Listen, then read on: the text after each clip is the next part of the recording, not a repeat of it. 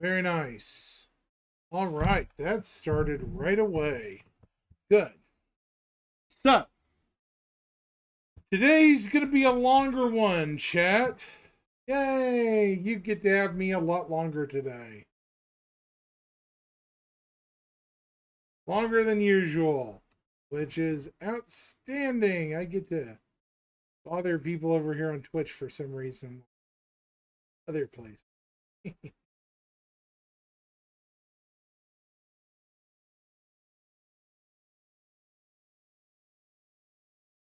Hold on, chat. Trying to work out the ins and outs here. All right. First, we're going to deal with SCL, discuss that, see what's going on with that, talk about some stuff that's going on in the verse, and then we're going to actually play for a good while. Because today is a boring day and there's nothing going on for me this afternoon. So it's going to be a game day. So, yep.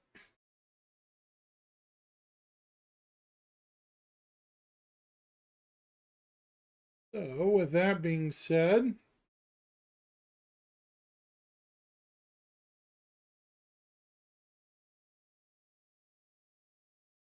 here we go. Tired. Looking at the Reddit comments. Hey everybody, what are we doing? Oh, welcome to Star Citizen Live, the sometimes weekly showcase where we take about an hour at the end of our week, and we're just on, that's a lie, because it takes like several hours to set this stuff up. So it's you see an hour, and then we gotta do all this stuff for time before that. We take about an hour that you see at the end of the week, and we do a lot of things. Sometimes we do a question and answer thing. Sometimes we interview folks and get to know them. Sometimes, as we're doing for the last couple weeks and for the next couple weeks, we're doing our game dev specials where we invite a developer to basically disconnect their computer and carry it from one building to another building. We're in a different building here. Hook it up here and then work for an hour and show you a bit of their process. And that's what we're doing this week. This week's show is called Making Missions 2. It's a sequel to a previous series of episodes we did called Making Missions. Those ones were with Elliot Maltby. They were okay. Not as good as I had hoped. I can't remember that exact one, but yeah, that was an interesting. Mostly due to the guest, but I mean, otherwise, but we've traded up. We've got different guests this week, so we're hoping our results will be better. Let's go ahead, now that I've sufficiently just poked that bear, let's go ahead and introduce our guest this week. Meet me at camera 2. Our guests this week are Jort and Nick. How you doing, guys? Hello, everybody. Good. How are you? Amazing. Before we get started, let's take a few minutes, because every show is somebody's first show, and if this is your first show, I'm sorry. Go ahead and introduce yourselves. We'll start with you, Jort. Who are you, and what do you do for Star Citizen? Hey, I'm a mission designer, so I make missions. You might know me from something like the Crusader platform missions. I've also done some work on Siege of Orison, and I've been doing some tweaks on the new player experience to make sure they're available basically at every landing zone. What do you mean they might know you? Like to know you, to play your missions, or to know you? Oh yeah, that's basically my whole personality. Yeah. This is one of those shows where I just got to do the intro and then I'm like, I'd take a nap. I'm looking forward to it. Nick, who are you and what do you do? Yeah, I am Nick Wardle. I'm on the economy team, and with Andre and with Connor. And I think we all do a bit of everything, but my main focus is player progression and player rewards. Economy team. Do we have an economy? We do. Okay. Edgy like Declan Frost. Oh. We do have an economy, and we will have even more of an economy. And in fact, 324 is going to be a great place to discover that economy. Yeah, we had you. We had you and oh gosh, no. Andre, geez, on SCL a couple weeks ago, introducing the new team that's been building up here in the UK. That work is starting to take fruition. We saw some of the early fruits of that in 323. You'll see more with the cargo missions that are coming in 324, and then on as we go into 4.0 and beyond. So, what are we doing this week? You're right.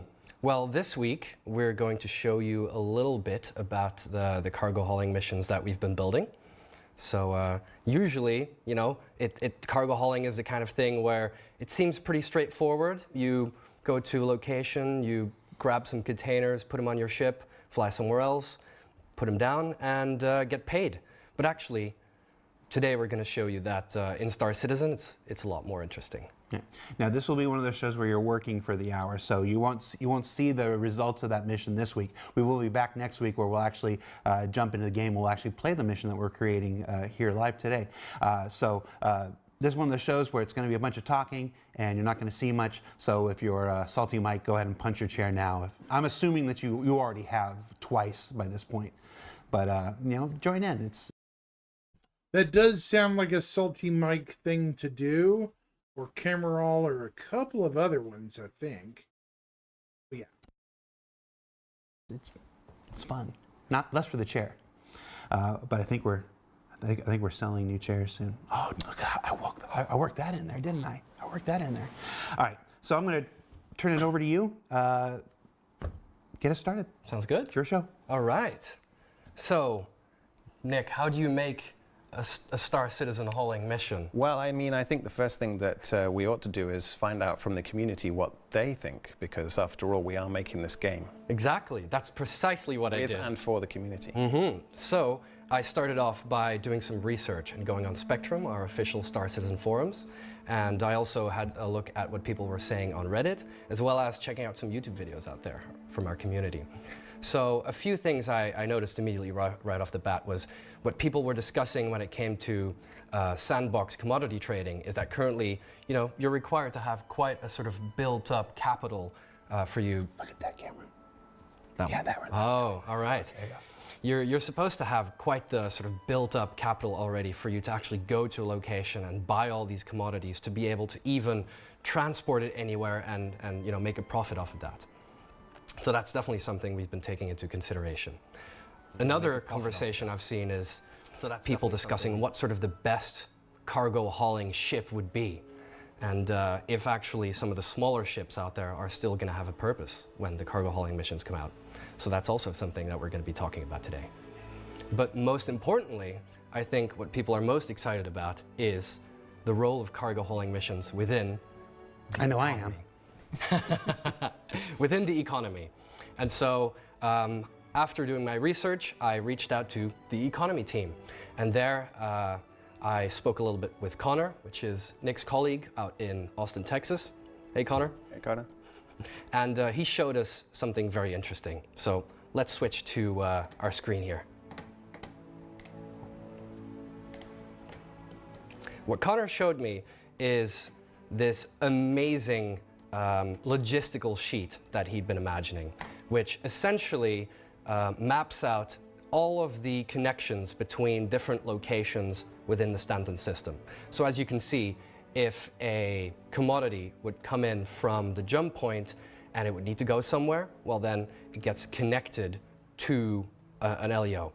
And then from the LEO, it could be transported to another LEO or to a Lagrange point, or maybe if it needs to go down to the planet surface, it will go through the landing zone to the outposts, or maybe even if the outpost is closer to a distribution center, go to distribution first, and then to the outpost. And each of those are at different sizes and different ships are involved, but every single one of those journeys can be turned into gameplay, right? Exactly, yeah. So the next step was I basically did some research about, well, all of the different planets and moons and all of the different locations that exist in the Stanton system. And I basically mapped Connor's logistical rule set and structure onto those locations. So here you can see, for example, the planet Hurston, and I've connected up all of the different locations with... okay, this may look like a bunch of mumbo jumbo, but this is actually the start, it looks like, of the implementation of the dynamic economy. Could I be wrong, chat? This looks like the web framework, kinda. maybe I'm wrong. I mean,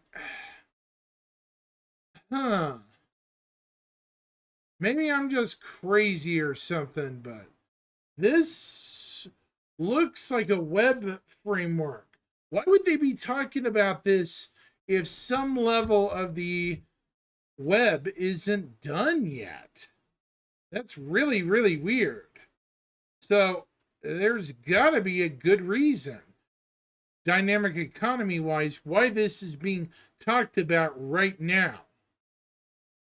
I've never seen any type of schematic like this at all, Star Citizen wise. This is really new. And I hope everyone out in TV land can hear me at least marginally okay. Yeah, this is really interesting. So I'm going to mute and let them continue to talk. But I will interrupt from time to time to give my thoughts. Oh, you can hear me loud and clear. What do you think, Osprey?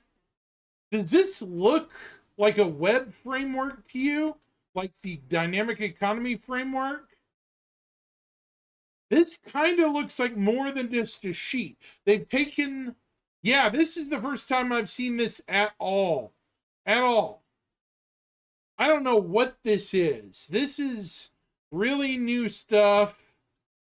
More planet structuring, exactly. I'm wondering what it is. This looks less like talk and more like putting stuff in work.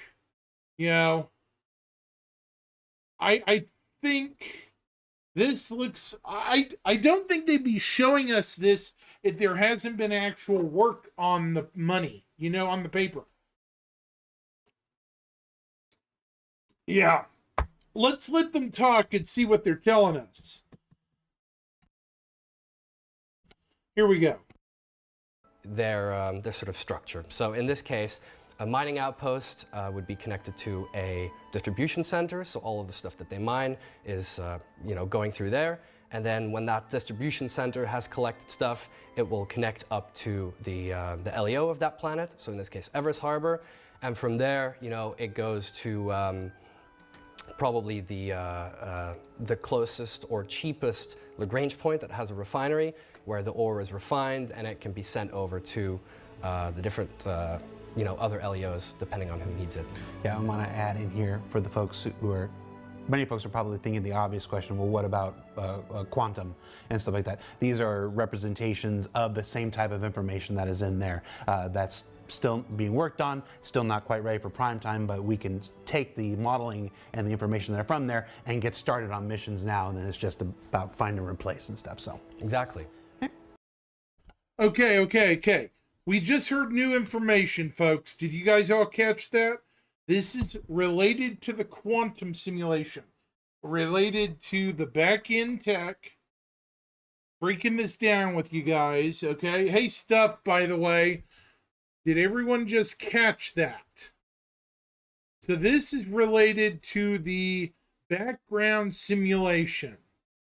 This is not just pipe dream stuff now. They actually have the data, the actual data set, I guess you could say, if I'm mistaken, Osprey, to input into the problem. That way it works. This means the game's going to be a lot more interesting in the future pretty soon.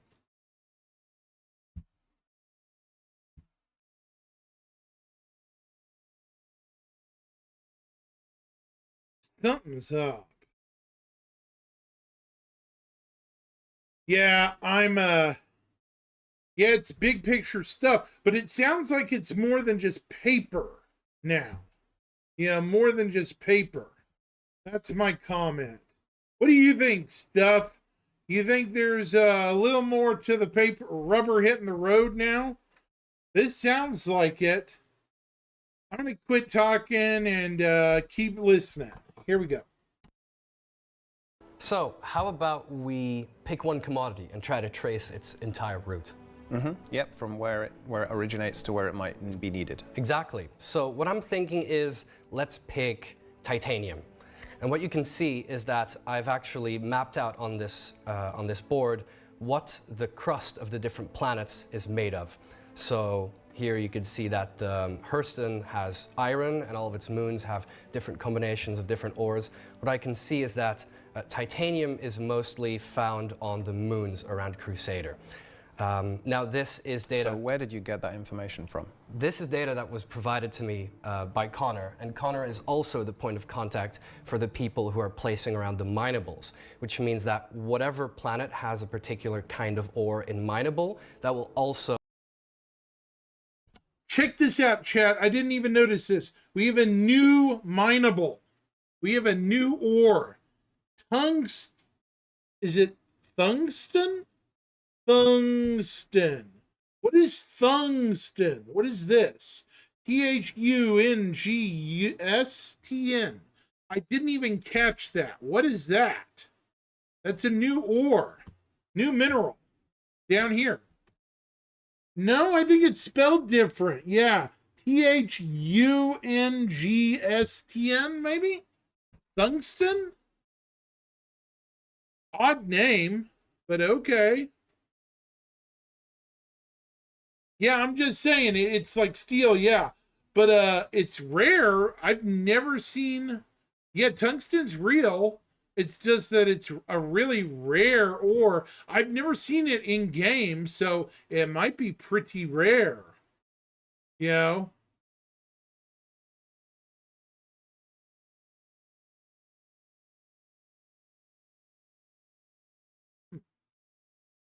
Definitely a rare ore.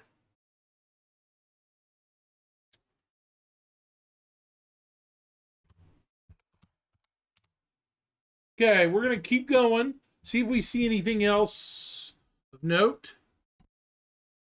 So use essentially the same information and data that the cargo hauling missions use to figure out what ore should be hauled. And just like Jared was saying, Starsem is eventually going to be in charge of managing these relationships. Exactly. Starsim, is that officially the new name, or is that just one of those things we're playing around with? Yeah. Maybe. Yeah. Star Hair, Star Cloth, Starsim, why not? All right. When you see a full-on video, like when you see somebody standing at CitizenCon saying it's called that, that's when you can take it for the reality. All right. So as you guys know, raw ore is specifically mined at mining outposts. We've got plenty of different kinds of locations across the Stanton system. But in this case, for example, on Yela, we can see ArcCorp has a mining outpost here. On Daymar, we've got Shubin and ArcCorp mining outposts. And then I believe that Selin only contains a hydro farm and research outpost. These little icons here, those are locations that will be receiving a freight elevator for the 3.24 patch. And that's where cargo hauling missions can currently take place. And then these locations will be available as sort of pickup locations for a mission that asks you to move titanium ore, and you'll be asked to move those to Seraphim Station, which is the LEO, and from there, Seraphim Station will connect those ores to Crew L1, which is the closest Lagrange point with a refinery. And at that point, what kind of purposes, what kind of uses would titanium have? Like, why would titanium need to be spread around the system? Titanium is worth crap now, isn't it? oh, well, Right now, yeah, it doesn't seem to have much use, but well, actually, titanium from the Lagrange point can be sent to a number of different kinds of locations. Hurston, for example, if you've visited the renewed Lorville cityscape, you'll see that it has loads of different kinds of production facilities and industry. So it will be used for construction there. It might be used in all sorts of tools. It will also be transported back to Crusader from Crew L1 because, for example, the shipyards on Orison, they'll be making ship components with titanium or be using it maybe for decoration. I want to add something here, again, because I don't even have to look at the chat. I've been doing this for 10 years now. These things that we're talking about, this is 324.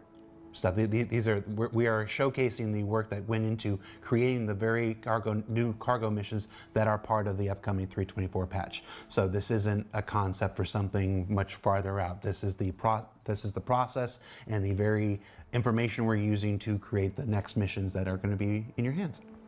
Exactly.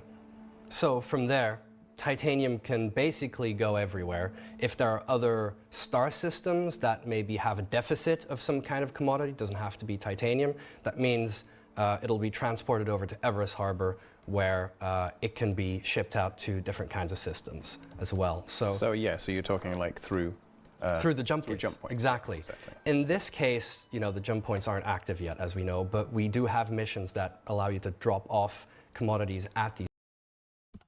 Why are they showing off materials chat going to the Magnus, Terra, jump points? And Pyro jump points, all three? That's very interesting. Keep that in the back of your conspiracy hats, folks, okay? I'm just saying. Where then hypothetically, they'd be sent through to the other side. So yeah, we can see that the different LEOs are sort of connected to Hurston. Hurston is the main point of contact for sort of interstellar cargo hauling travel. And from there, different missions go to the three jump points in the Stanton system. So when you say different missions, that sounds like a lot of missions. Oh yeah, every single one of these steps that I mentioned, from an outpost to the LEO, to the refinery, to all these other places, every single one of those connections is a mission. And we've made them for nearly every single commodity in the game. So that is a lot of connections and a lot of different commodities and a lot of different missions that you could play. So how about when it comes to the Titanium example, we just decide to build one for the showcase. So, well, you said that it could get to Seraphim. So maybe it needs to be refined. That's right. So where's the nearest refinery to Seraphim? We'll make a mission that brings Titanium from Seraphim Station to Crew L1, the Lagrange point with the refinery. Okay. What we do to make missions, if you've seen the previous episode where we made missions with Elliot Maltby, is this program called DataForge. DataForge is the place where we create different mission records that are then essentially loaded into the game when they're done. And when you open your mobiGlas and look into the Contracts app, that's where you'll see every single one of these listed. So there is a lot of them there. We're going to just show how, one is made, essentially. I'm just going to be filling in some of these fields, but you guys can go ahead and answer some questions in the meantime if you want to. Still Tomo 2 says, so Quanta is dead. This is just set stuff? No. I'm going to guess that, what Vengeance is Mine is saying, bro, we just answered that 3 minutes ago. It was more like 10 minutes ago, and maybe still Tomo just got here. But yeah, this is where you guys can help. Instead of putting another chatter down, just share the information they might have missed, or maybe they were in the kitchen making a sandwich, or maybe they were in their room punching their chair. I mean, people have things to do, and they might miss key pieces of information over the hour. So we can help those people out. Just like this. But no, Quantum is still in development. We're hoping that you're going to hear some more of that too as the team gets built up. And I know Benoit's spending some more time now that Benoit's fully integrated in the project with the merger with Turbulent stuff. There's a lot more involvement that he's got and stuff. And we're looking to, I was just talking to Andre, we're looking to hopefully do something a little more dedicated to the ongoing development of Quantum. I'm going to say before the end of this year is a reasonable expectation.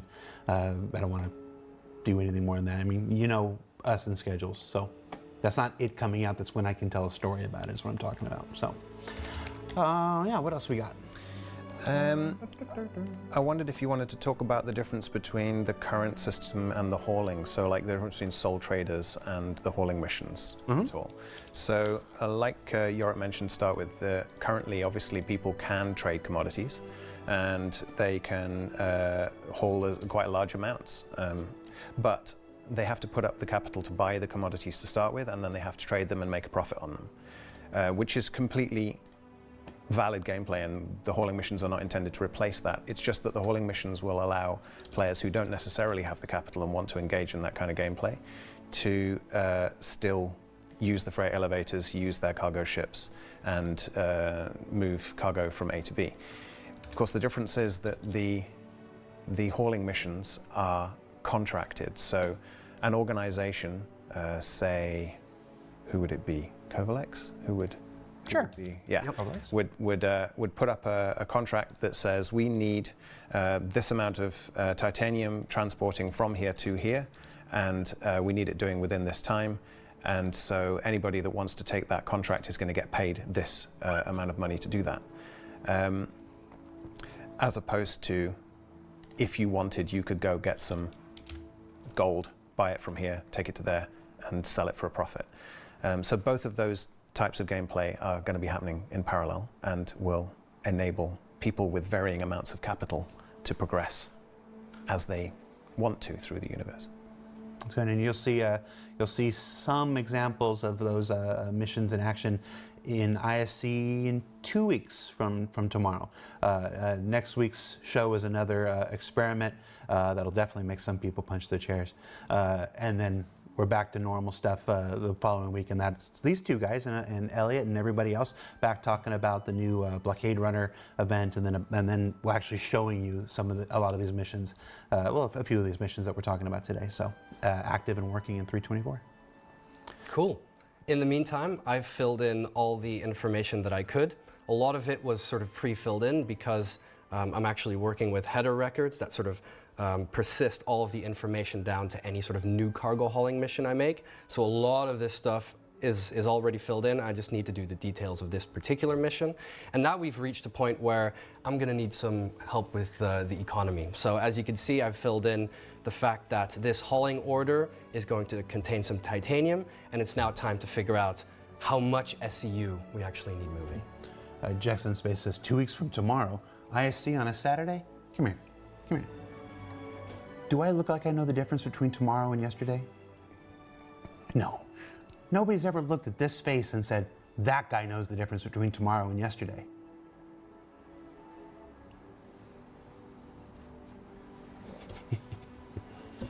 All right, Nick, what do we do?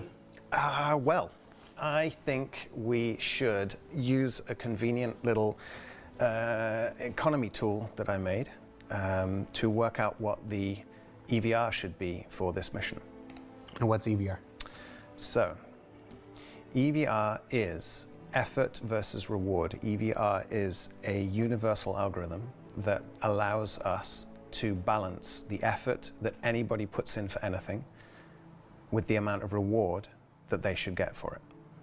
And the reward could be UEC, it could be reputation, it could be all manner of things coming soon TM. But it basically allows us to create a baseline for calculating fair reward based on time and difficulty. Obviously, there are a lot of other factors that come into all these things, but EVR allows us to have a baseline to work from. So, to get that baseline for one of these missions, the first thing we need to do is decide what grade of mission we're going to do, which is going to tell us how much needs to be taken. That's right. What kind of so we have the progression, right. This is the grade progression that we've landed on, which is essentially what kind of missions you get to see as you start in your cargo hauling career, when you've not really made a name for yourself, you're kind of a nobody, and that means the missions that are available to you will be, very low volume, lower risk, and you'll be moving less value and volume as well. So that means the small grades you could see here at the very bottom, those are relatively low in quantity, and then as you progress through the ranks, you'll start unlocking and seeing multiple different kind of other grades show up in your contracts app. So supply grade would be a little bit bigger for the bigger kinds of ships, until at the very end game of your career, when you're really trusted, you've proven yourself, that's when you get to do the really big hauls, and that's when sort of missions will show up that ask you to move things even just from jump point to jump point in Stanton, places that don't even have you stop here. Chat's talking about poop missions. Poop missions. I mean, is there Every MMO's got to have a poop mission. agricultural supplies? We do have those as commodities. So if you want to be a poop hauler, we got you covered. Miss you, Elliot.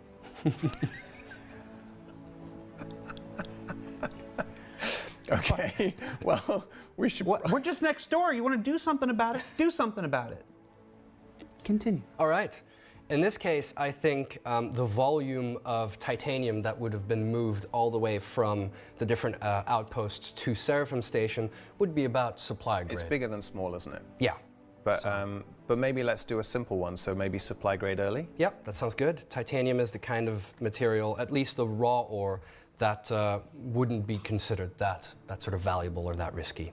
Okay, so why don't we look at a really useful EVR tool? Yeah. Okay, so supply early. Let's find supply early.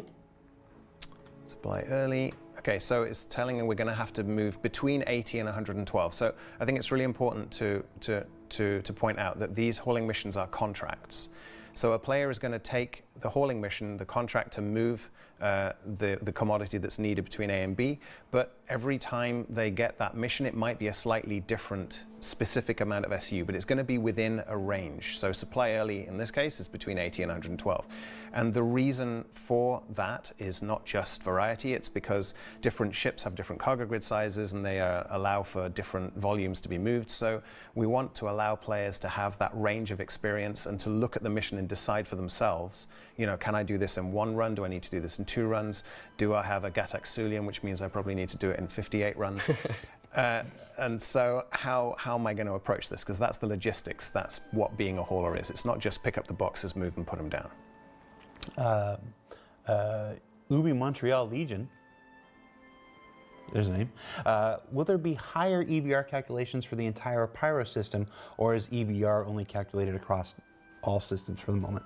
EVR, because it's just time and difficulty, and it isn't a flat curve, it's an exponential curve, can work for any situation anywhere, but it's just a baseline. And when we're designing, we work with mission designers to make sure that the other appropriate considerations are taken into account. So the purpose of EVR is to allow a baseline for an approach to any situation, whether it's structured in missions or whether it's sandbox. I mean, in theory, you could actually reverse it. So instead of saying, for this time and difficulty, how much reward should I get? You could say, given that the amount of reward in this area of space is this, how difficult should it be in time and difficulty to access that? So you can flip it either way. Okay. Okay, so let's pick a titanium supply early. Okay. That's the one. And as we know, every good mission needs a name, so I think we should call this one Whole Cargo A to B Raw or Titanium Stanton 2 Supply Grade. What do you think? Yeah, sounds perfect. Sick, okay. All right, I'll change mine then. Okay, so difficulty, right. What do we think? What's the first thing? Oh yeah, okay, how much combat are we going to be doing? No combat. Yeah, there's no combat designed in this. Okay, 0 combat. What's the next one? Oh, right. How complicated is it? So I think it's routine. Yeah, just moving some containers, putting things with your tractor beam on the cargo grid. All right, so I got to ask right here. Hold on. You said no combat designed for this. Correct. Yeah. But I mean, if this mission spawns closer to Grimhex or Right, it was absolutely. in, that's a variable that we would change, even Yes. though we're not intentionally adding combat Correct. to it. You have to take where it's going to Absolutely. affect where it's going to happen into Absolutely. So we know this one is Seraphim to Cruel 1. Oh yeah. But absolutely, it wouldn't be 0 risk of action in any case where it's not 0 risk. Absolutely. Not with Burks out there. Well, yeah. We aren't going to be breaking a sweat No, because it's not complex. not very complicated. And Barely even breaking a sweat. Is that an official term? yeah, these are for designers. Okay. Okay. And I think we need to know how to fly Dock and Quantum. Yeah, that would be preferable if you're going to do these I think so. missions. All right, Yeah. so it says easy. Easy mission. Okay. There will be a whole range for other ones as well. Yeah, absolutely. Yeah, they're going to go all the way up to the top. This is also one of those times I'm going to rely on chat to remind people of this throughout the show. This is a simple front end created to start a conversation, to have this with you and stuff. Obviously, Quantum's still in development. The stuff gets automated and stuff when all the variables go. But It's relaxing to hear that it's still in development, isn't it, chat? I mean, we're not totally crazy for assuming, hey, maybe they stopped working on it, maybe they didn't. You know, it's good to have that knowledge that they're actually still working on this aspect without just, totally telling people, oh yeah, by the way, we quit working on it. Isn't that nice? They were nice enough to not just be like, oh yeah, we quit working on it. Right? Yeah. Here we go. But tools like this are great to check our answers. Basically, you do it here in a simplified, where all design starts, an Excel spreadsheet. And then you do the same thing in Quantum, and when you get the same results, you're like, okay, Quantum's good. And when it's not, you find out where the problem is. So for the purposes of this show, we're showing you the simple tools, the little troubleshooting tools that we use. So, okay. Absolutely, yeah. EVR is an algorithm, it's not an Excel spreadsheet. This is just for illustrative purposes. This is one of those times where we have to trust the audience. Share the message. Yeah. Okay. All right. The next part of EVR is time. Yes. So we're going to figure out how long this mission would take, more or less. Okay, so I just happen to know, based on numbers that we have tested internally, that somewhere in the middle, let's say around 95, because that's between 80 and 110, that would take you around 4.5 minutes to load, and you're going to have to load it and unload it. So let's put 9 in loading. Okay. Now you're going Seraphim to Cruel 1, so there's no orbits involved. So that's 0 and 0 on those two. Trying to leave or enter atmosphere would increase the time. It would, because you're going to have to get through the 10K and back again. And then the actual quantum travel is, what, a minute between Seraphim? I mean, generously, it's probably Something 30 like seconds, that. but if we call Spooling it... up and everything, yep. Okay, so that is 10 minutes total. Mm-hmm. So we have the mission, we have the difficulty, we have the time. So if we hit the magic calculate button, again, just as a caveat, this is an illustrative tool. This is not the way that we work out EVR for all of the missions. That involves code and algorithms. But if you hit the magic button, Hit it. then somebody knows how to write script There we go. in Excel. And it makes a little pretty number. Now, I know that there's a lot of people looking at that going, 4,000 UEC, that's ridiculous. What's the point?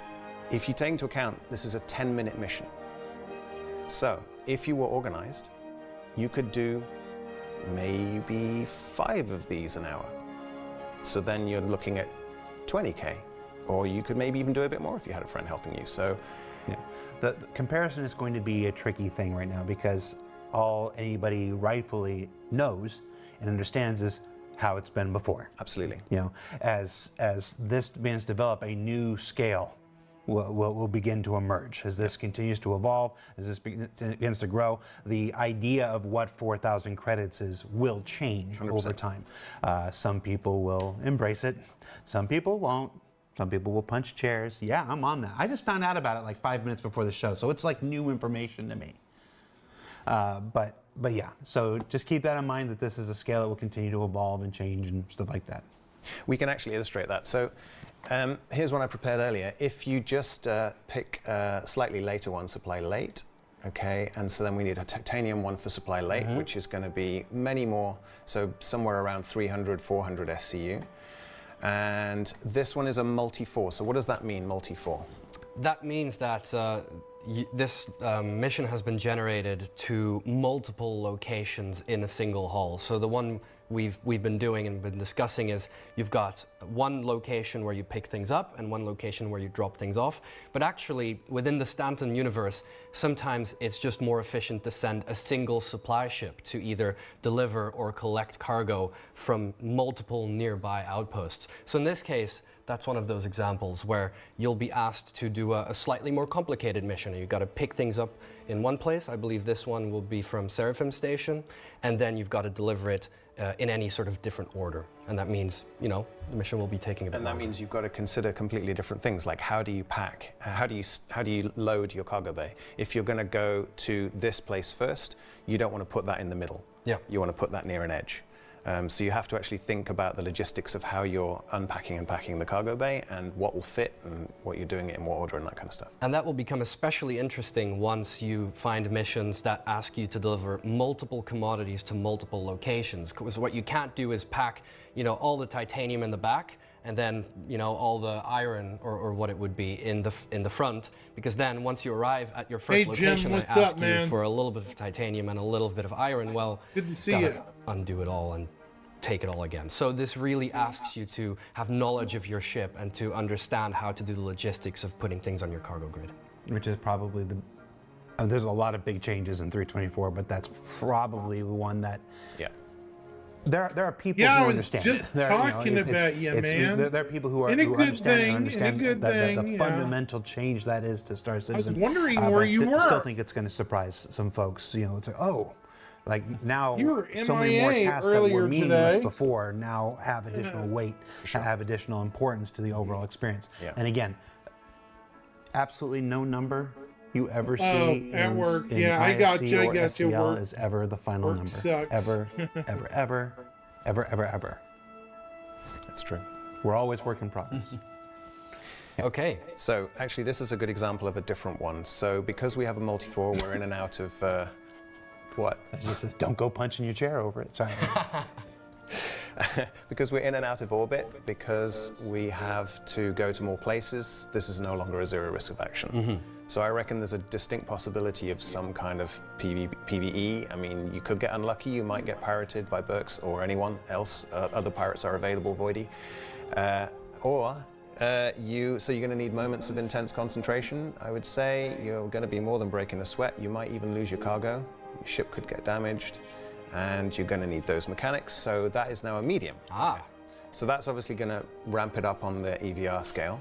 But also the time is different. So we did some quick calculations, and we think that in total, it would take you to deliver this cargo in 16 SCU boxes, which is what a supply late grade is, 43 minutes to load and unload all of those different times. Now, if you had a crew, you might be able to do that quicker.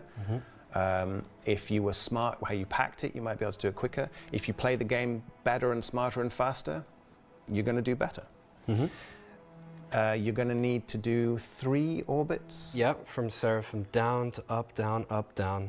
And you're going to need Yeah, 4 downs. So 3 ups and 4 downs. Yep. And you're going to need 9 minutes of That's quantum going to be travel a into- real headache, folks. So that is if you're pretty much unprepared an to do hour of cargo. gameplay for I'm just just that one telling mission. you. Yep. So If if you you're press the ill magic button prepared now, for cargo, be prepared definitely not for a magic, lot it's of just Excel. pain. okay, so that's how EVR scales. So you could do it quicker and faster with more people, and then you could do it in less than an hour. And then you could afford to pay people to fly with you. And you could do all manner of things if you think about it. The calculate time is sort of like a par for the course. That's a great analogy. Yeah. This is what we expect it to be. It's not that it can't take longer. It can. Oh, yeah. It's not that it can't be done quicker. It Absolutely, can. absolutely. But yeah. It will also make Yeah, it that's harder exactly what it is. for Par for the course pirates would be to this. salvage And if you get a birdie or off better, of you're making more money. Exactly. enemy wrecks, All right. especially I big think that ones, means Jim. we've now- It's kind of a double-edged sword as well. Pirates are going to have to be picky and choosy about what they go after. If it's an ill-equipped crew, it might take them too long to loot the pinata. This is my opinion. Instead of, being able to get everything, take off with it, and leave, they might get in deep trouble trying to just go all out and run out of time. And the defense forces or, people come back to claim their stuff might come back with a full crew and they'll get annihilated. You see what I'm saying? It's kind of a leveling of the playing field, kinda, in a way. In a way, it works for everyone's benefit, too. Pirates are going to be very picky and choosy about what they do. And that's how I see it. It may not pan out that way, but yeah, it's going to make piracy a lot more legitimate in my opinion. We'll simply have to see because I'm curious how it's going to go, you know?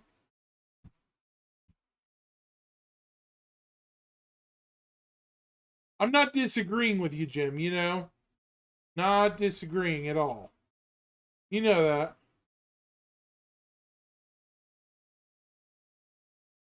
Here we go. Found out the numbers that I need. for my mission. 4,250. The other one was 4,250. All right. Do you remember the SEU? Yes, I do, because it's definitely not written down on this piece of paper. 80 and 112. I'm gonna go do the thing. You guys keep going. All right. An 8, yeah. And Go to the this computer here. is a 4,250. That would be the payout. Yeah. There you go. Okay. We save it from here, and basically that's how you make a single cargo hauling mission. So there's a lot more of these, a whole host of different records that the system can generate, but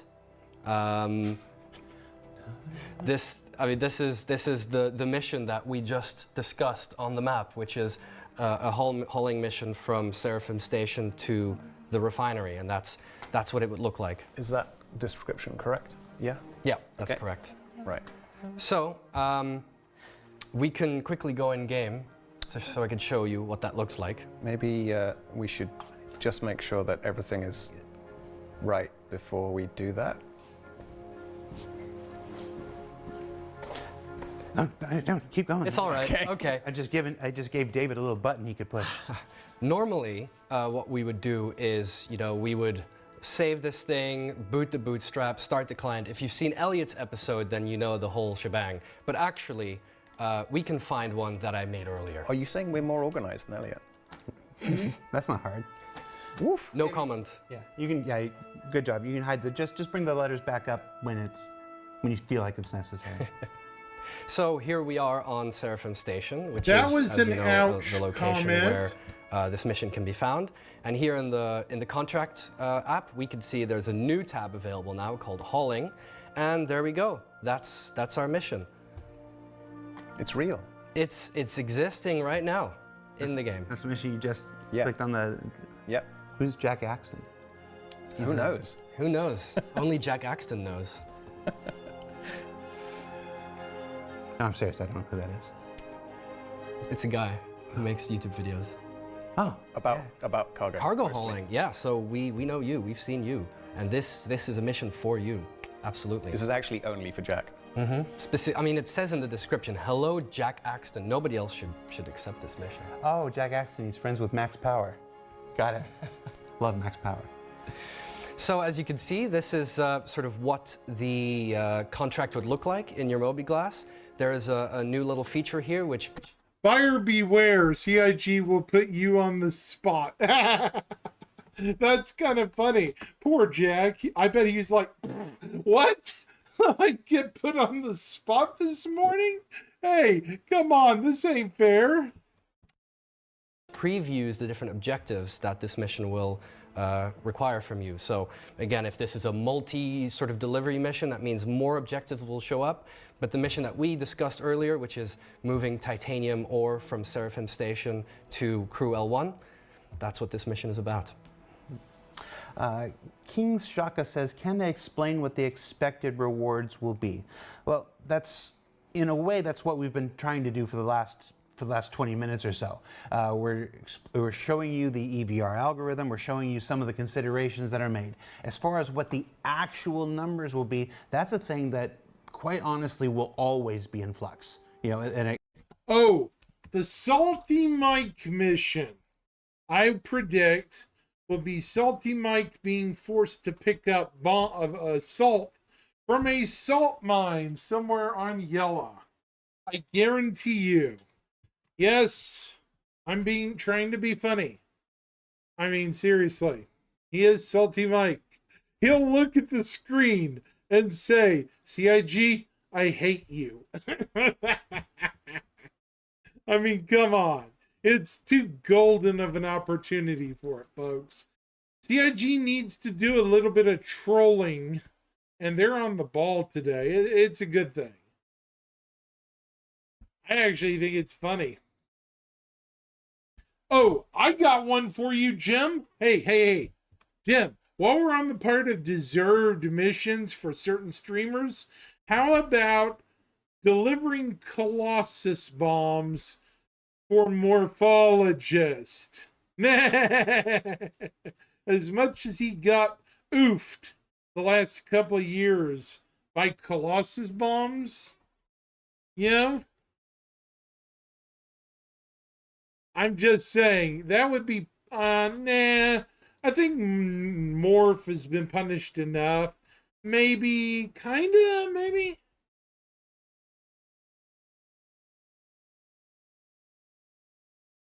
What do you think, Jim? Is it going a bit too far, maybe?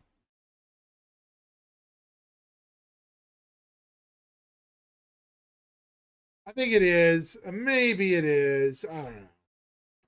Just an idea. Anyways, we'll keep going, folks. Anybody who's worked on an MMO in the past, anybody who's played an MMO for several years will tell you that an economy is an ever-changing, ever-fluctuating thing. And at the scale that we're attempting to simulate across multiple star systems and stuff, it will be here too. So whatever that number reads today will not be what that number is however many weeks or months after that, will not be however it is however many weeks or months after that. That is the virtue of quantum, which is, again, still the system in development, still where all this goes eventually. It's just, we're at a point now where it's like 324 is so important to us, cargo is here. It's like, we don't have to wait until the finished thing to start laying the foundation of these new types of missions. We can use these other tools that we have. We can simulate all the same decisions, and then it's just a matter of, you know, plugging it into the system when that eventually comes online. So it's one of the more exciting aspects of 324 personally. I mean, I know all the hangar stuff and everything's cool, but the idea that we're going to have these more involved missions that, you know, go from chain from one point to another point from another point that are generated based on, you know, the need and stuff that you've been talking about is probably for me it's the signature element of 324. And again, in 2 weeks on ISC we'll be talking about some of the content that's coming in 324, including a whole bunch of these missions we'll be showing you and all that stuff. We're actually also already thinking ahead of how this can tie into sort of an automated system in the future that basically robo-Yoritz me. So all of this, you know, the Miro that I've shown you earlier, all of this whole rule set of what needs to go where, that system can be automated somewhere in the future, and then when that system hooks into there's many working parts to the back end systems, which are variously called Quantum or StarSim or whatever they're called, and just like Jared said, this is an illustration of our intent. It's not the final working system. Well, we will be trying to plug in, and we're going to get you a second computer, and we'll be trying to play this mission next week and actually show you live one of the new cargo missions that you'll be playing in 324. Vengeance is Mine says, do these cargo things have a buy-in? No, because so originally the design for the cargo missions was, how are we going to make sure that players don't just decide this is a perfect opportunity to take a cargo grid of stuff for themselves? So they need a buy-in. But of course that feels just the same as commodity trading, where you have to have the money in order to do the thing. And that didn't feel inclusive enough. And also at a very large scale, you want to be able to use your large ship to do long, complex logistical exercises. If you also have to risk a huge amount of money to do that at the same time, you fail once, that doesn't feel good either. So the whole design ethos changed to allow this to be an environment that people could play and thrive in if they follow the rules. But if they didn't want to follow the rules, then because it's a sandbox, people will do whatever they will do. And the interesting thing is that these are not mission boxes. Mm-hmm. These are real commodity boxes and that are being transported. And so if you were to misappropriate those boxes and do something else with them, they would be considered stolen cargo, and they are marked as owned by the corporation that has given you them to transport. So you would have to sell them at a fence, and you wouldn't be getting full market value for them. Yeah, because even fences consider these cargo containers to be high risk. Everybody knows that they are, originating from sort of a reputable source. These major corporations of Stanton are basically trading above our heads, and really, whenever they need you, they'll just sort of hire you as a space trucker, which means a fence location that gets their hands on these, chances are they'll probably give you a significant portion less. Duran says, so Nah, no missions I will like have the buy-ins then. risk No, of he's talking about the attaching differential into the between car- commodity the missions and cargo missions. concept Specifically system. hauling It missions, makes more So risk. these are a specific new type of mission that do not have the buy-in. The original missions that require those commodity missions still actually exist, like and we'll still what be they're making doing more and here. more of those. We got a whole nother It's star not system to fill, and then perfect, another one after that, another one they'll after that. probably have those missions don't go multiple away. variants, These are a Jim. new type of mission that exists alongside those. Buy-in is a completely valid mechanic, and it's useful for certain archetypes, but we didn't want to use buy-in for hauling missions. Because this allows us to essentially build the hauling experience for even, the early game, where usually sandbox commodity trading would require you to already have capital, as we mentioned before. Here you can go ahead and accept, some of these space trucker missions from the corporations. And at the beginning, it will be sort of low value, low risk kind of thing. But after a while, they'll really start counting. And after a while, maybe you'll be comfortable enough to the point where you'll think of starting your own little, freelance business and going off and buying commodities in the sandbox. So what does happen? You've accepted one of these hauling missions. You haven't had to put up any capital up front. You've now collected all of these boxes, and say you do lose one, or one gets damaged, or whatever. Yep. What happens to you? So, I do agree with that mindset, Jim. Any cargo missions will be nice. Yep. Totally agree. Any different mission types will be good. Yep. Yep. nothing ever goes wrong in Star Citizen. I mean, you literally, stairs are fine, right? But just in case something did go wrong, just in case something did go wrong. Pirate comes by, for I mean, example. for example, a pirate, but Because the commodities have real values. yeah, or maybe the cargo grid misbehaves, Yep. or whatever. Or maybe you run out of time. Maybe you decide that you're definitely going to do that supply late mission in your Aurora. Yeah, these companies expect their cargo to be moved within a reasonable deadline. So you have the option to complete the mission early, essentially. So you have the complete button, and if you press the complete button, what it will do is the mission will take where you currently are at, and it will submit that as your best effort. And then you will get a partial reward in terms of money and reputation if you do well enough.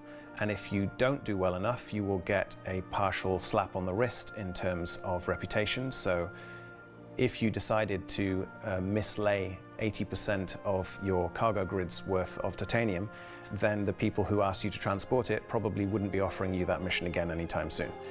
So you take a rep hit. Right. You might make a little money off the side fencing it. Right. But you're going to take a rep hit, and your future opportunities from that particular guild will be diminished. Correct. Exactly.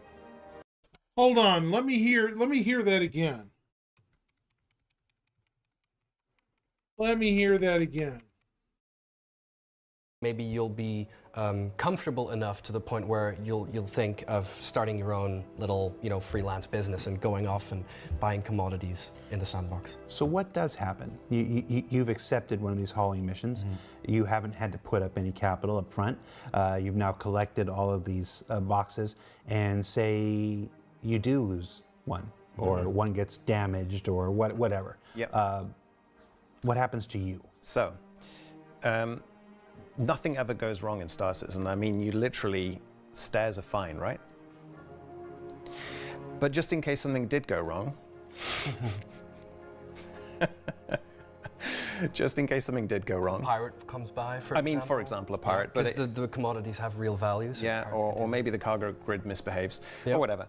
Or maybe you run out of time. Maybe you decide that you're definitely going to do that supply late mission in your Aurora. Yeah, these companies expect their cargo to be moved within a reasonable deadline. So you have the option to complete the mission early, essentially. So you have the complete button, and if you press the complete button, what it will do is the mission will take where you currently are at, and it will submit that as your best effort. And then you will get a partial reward in terms of money and reputation if you do well enough. And if you don't do well enough, you will get a partial slap on the wrist in terms of reputation. So if you decided to mislay 80% of your cargo grid's worth of titanium, then the people who asked you to transport it probably wouldn't be offering you that mission again anytime soon. So what I'm hearing, chat, it sounds like the reputation system is heavily being worked on. Did you hear that, Jim, too? It really sounds like it, doesn't it? I mean, it sounds legit. Like reputation is being heavily, and I do mean heavily, worked on. Maybe I'm just crazy. But that definitely sounded like reputation talk. Heavy reputation talk. Normally, I would just wave it off as hand wavium, you know? But that doesn't seem to be the case here. Yeah. That doesn't seem to be the case. What do you think, Jim? Yeah, we don't talk about the elevators. Yeah, we don't talk about the Doom elevators because they munch people.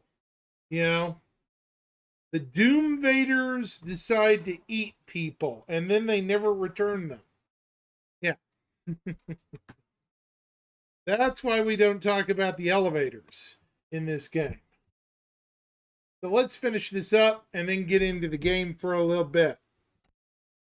So you take a rep hit. Right. You might make a little money off the side fencing it. Right. But you're going to take a rep hit, and your future opportunities from that particular guild will be diminished. Correct. Exactly. So yeah, that is essentially it. Mm-hmm. We got a few more minutes. Who else got some questions? Let's see. Will there be possible small extras that mission givers can give in addition to UEC, like small gifts, or if you have a good standing, a six-pack or some food, super small staff that makes mission givers feel like people that sometimes throw in a non-monetary bonus. So basically mission rewards besides just money. I think this is, from the birth of the mission system, this has been the nosone top tier, most requested thing, and we started to see the very first bits of that with Xenothreat and Operation Overdrive. Started to see quest rewards beyond just the UEC.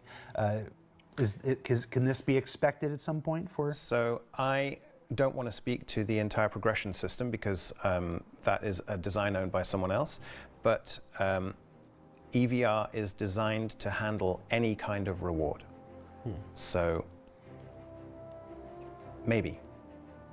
I believe we mentioned in last year's CitizenCon that the reputation system will be including this sorts of rewards depending on the kinds of guilds. I can just go ahead and say, he won't speak for it, but I can go ahead and say that yes, obviously the reputation-based rewards through the organization system are one way in which you'll receive items that are not just money, but also there is an ongoing effort to evolve the mission system itself to be able to just outright award items beyond just money. So when that gets used, where that gets used, that's going to be the discretion of the game design team and the folks who are creating the missions and stuff.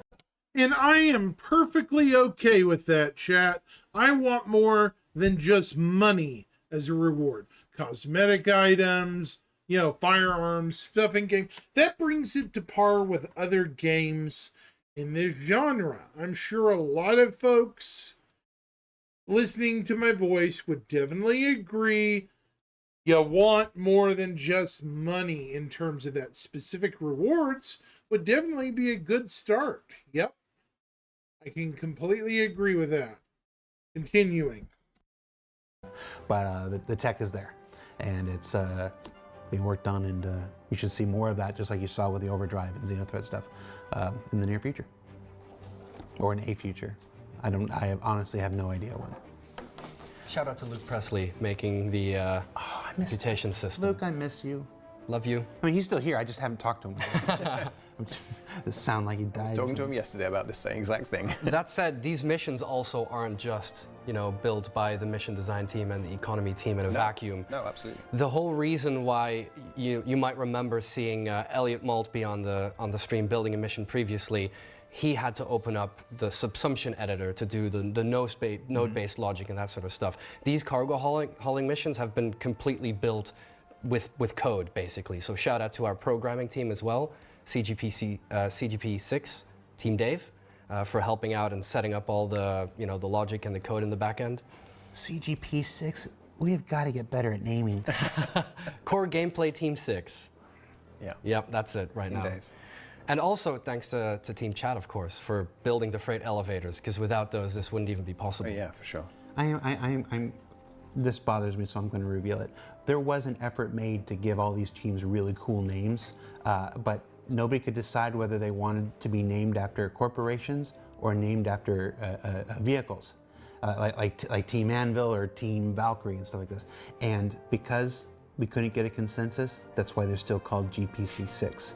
Okay, that's just some dirty laundry, and it upsets me still that we don't have the cool names. And so, as far as we talk about the types of things that you could haul, somebody in the chat is, unfortunately, his name is scrolled by. I've lost it.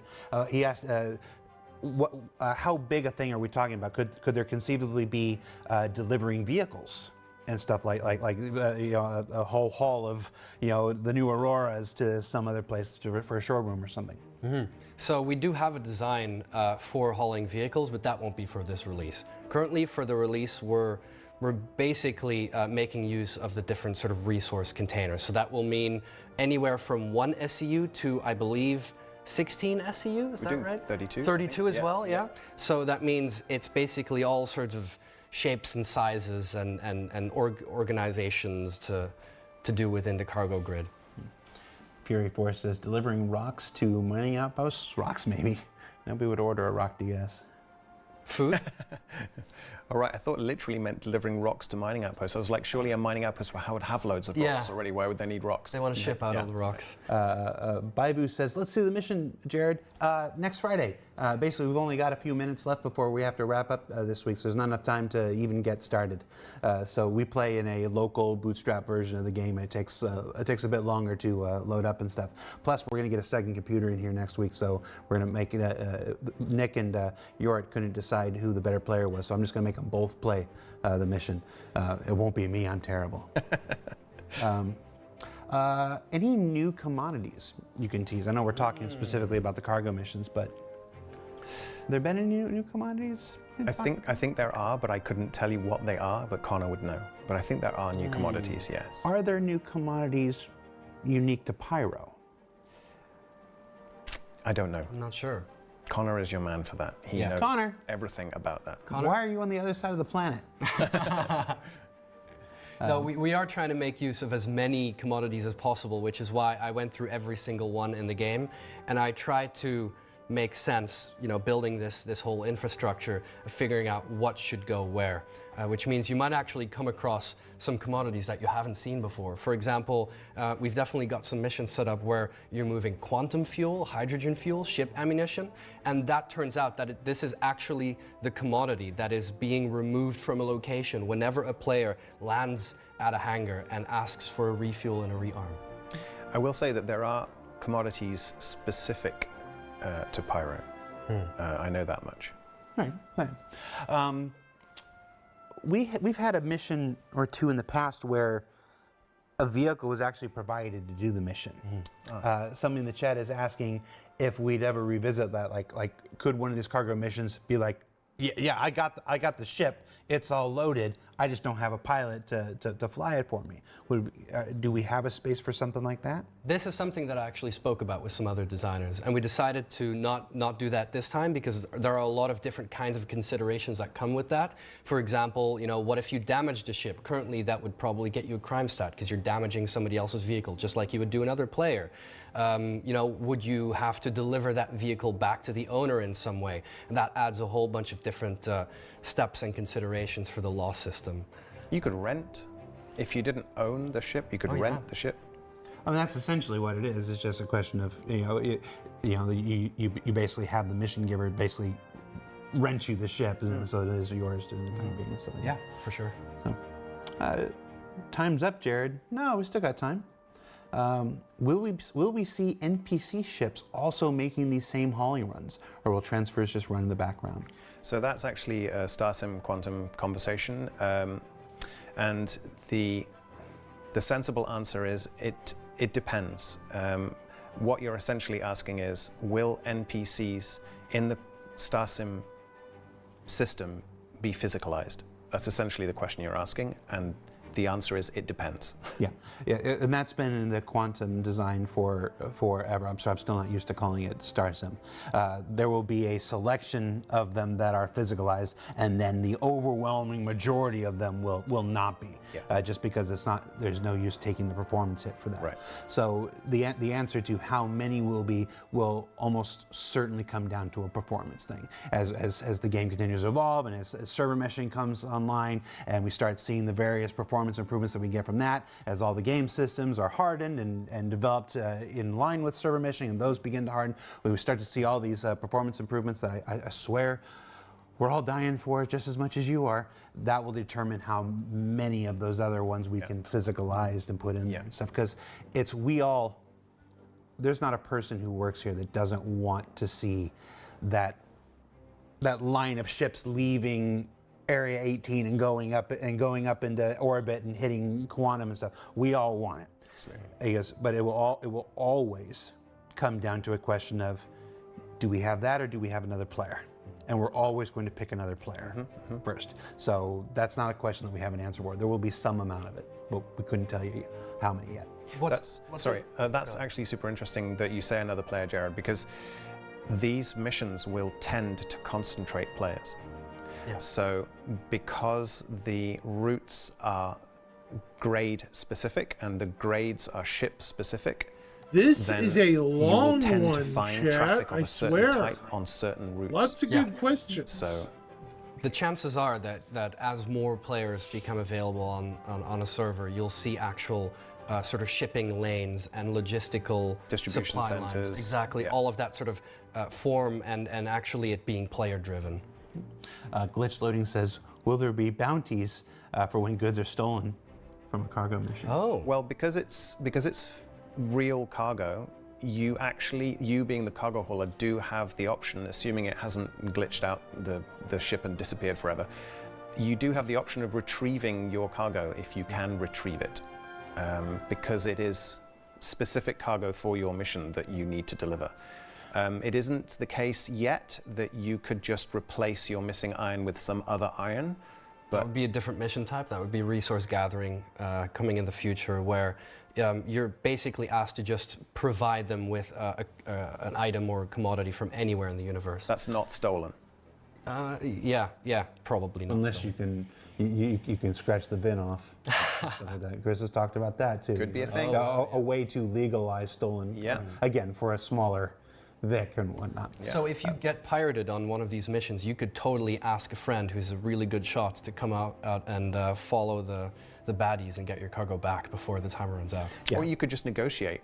Sure. Glitch was just asking if it would automatically generate a bounty mission kind of thing. I mean, it sort of does, because if the infraction is above a crime stat 3, then a bounty gets generated. So in a way, because it's systemic, the actions of the aggressor will generate a bounty. Oh. Mm-hmm.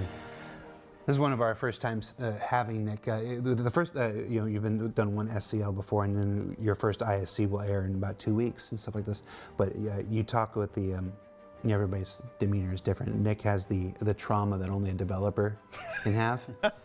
You can see this, the players, who play Star Citizen, they've got all their own stories and how many times they've 30K'd, how many times they've been killed by an elevator and stuff.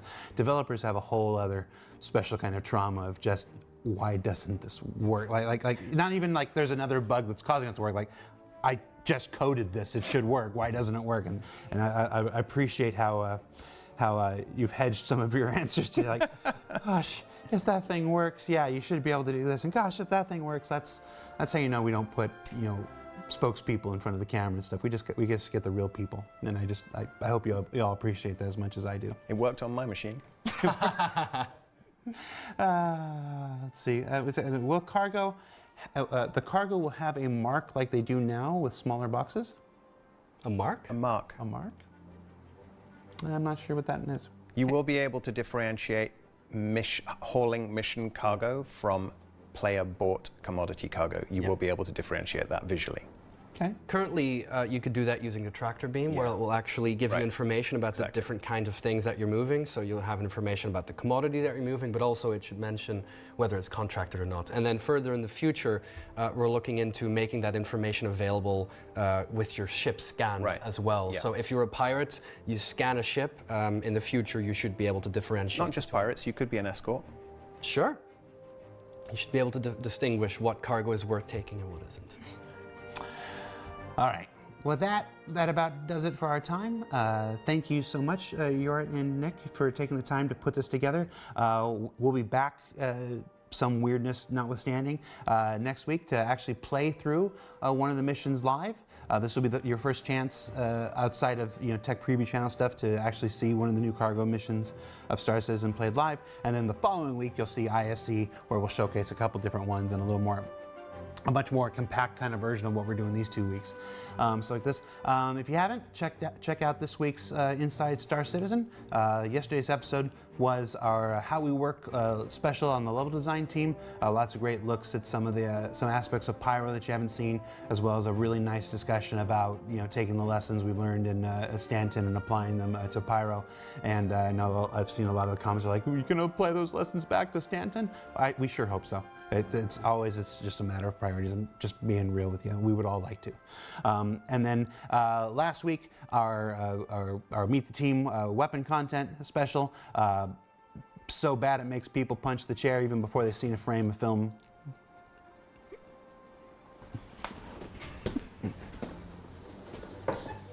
Don't do it. That's a new chair.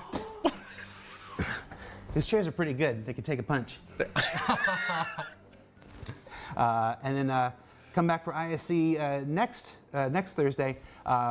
That's one that'll probably make a couple people punch the chairs. There's not a second of gameplay footage in that episode. That's our Dev Diary episode, where we invited members of the UK networking team to basically tell us all about the 7 major tech preview tests that have gone on between November 2023 and April of this year, where the very first server meshing and stuff and the first server recovery and stuff. And it's basically just them telling you how it went and stuff, but it doesn't really look like anything. It's a dev diary. We're gonna try a thing, and then we'll be back with these guys. So you have a week to prepare yourself for an ISC with no B-roll.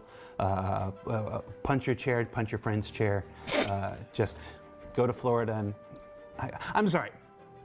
You just told me about it like 5 minutes before the show, and I hadn't seen it, I didn't know about it, and it was just right there in the front of my brain. Don't punch your chairs, people. There's better ways.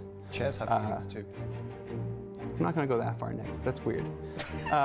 For Star Citizen Live, that's Jorrit, that's Nick, I'm Jared. Come back next week where we'll actually play a mission live, and we'll see you then. Take care, everybody. Bye. Bye.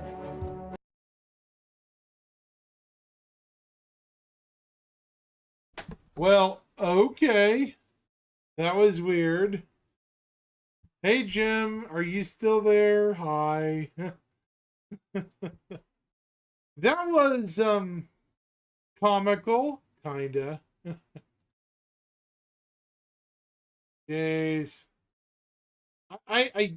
Yeah, it's one of those situations where you're like, is this really entertainment or what? Yeah. Oh, cool. Nice. Really? Oh, that's cool. Yeah. That's good.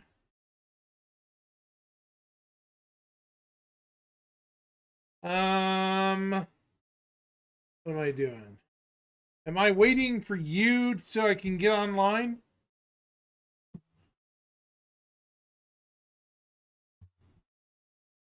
Oh, 07. Hey, you don't have to leave. No. I'll be on in about half an hour. Okay. I'll wait for you then. That's perfect. Because I got no problem waiting for a bit.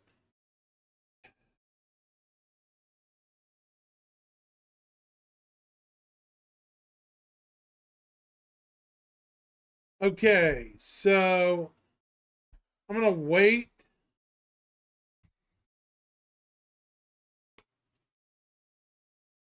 I might cover a couple of things while I'm waiting for you. So, yeah. Take your time, Jim. No rush. Jim's going to be joining us online, folks. So, yeah.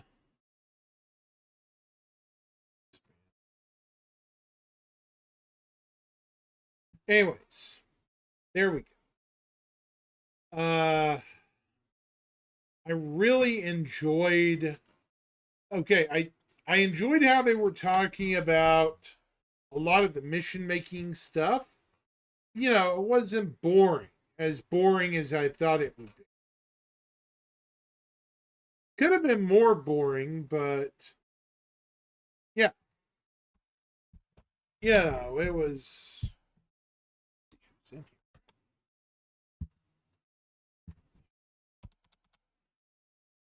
It's just one of those days.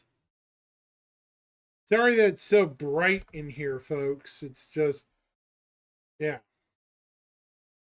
I'm actually waiting on somebody so I can get online. That way I have backup whenever I go hunting and stuff.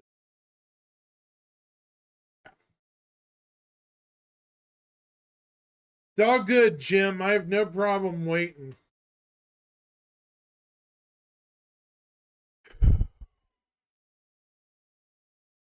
Freaking hot in my room. It is 3:30 where I live, and it is, I believe, 100 degrees outside. Last I checked. So fun times in the neighborhood, I'll tell you that. My air conditioner has just been crazy the last couple of days.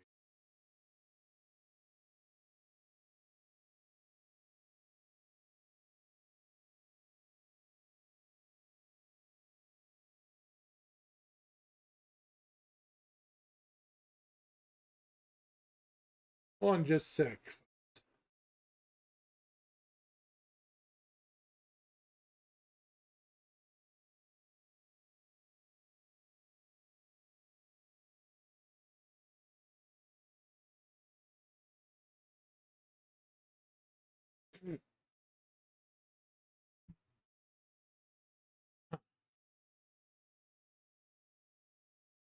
Yeah.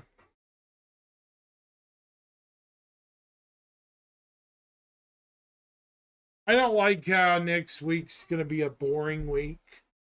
Boring Star Citizen Live. But that's okay. Yeah. In life, some rain must fall, you know. Hold on. There we go. I had to cough. But yeah.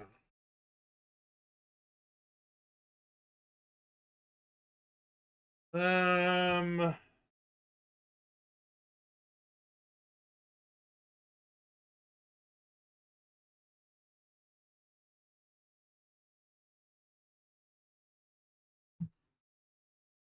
Apparently Eva Cardi might be up next week. Or they're wanting. Oh, wait, we have a jump point. We have jump point available while we wait, folks. I forgot. This week is jump point. So while we're waiting for Jim, if you guys don't know what Jump Point is on some of my channels, Jump Point is Star Citizen's magazine for its subscribers. Let's see if there's anything interesting in Jump Point. There might be.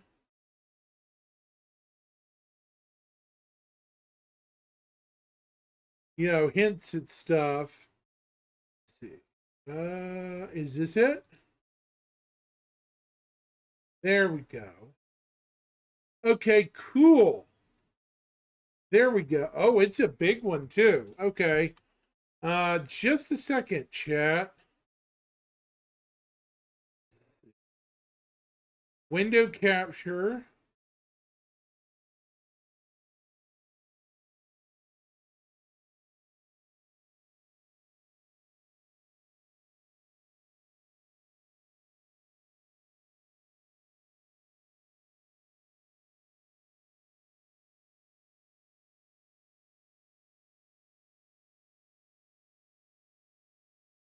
Shrink my picture down to here.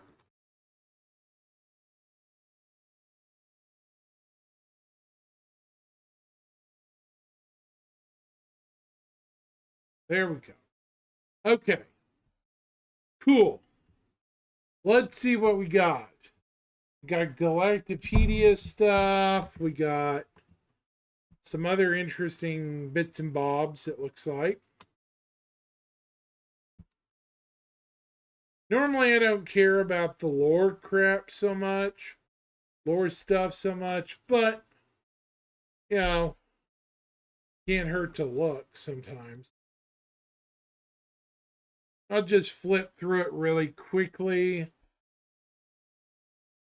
Celebration Week, Ironclad, The Sounds of Star Citizen. Okay, we have the Marak and Copian here.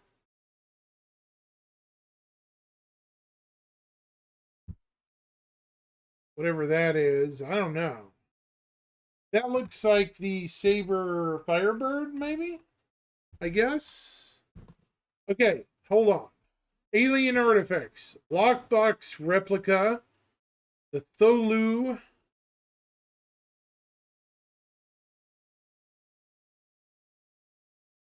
Najakte Knife. Mudo Knife. Zogu Knife. And the Pambu Knife. We also have the Minato Knife. A lot of interesting Banu artifacts.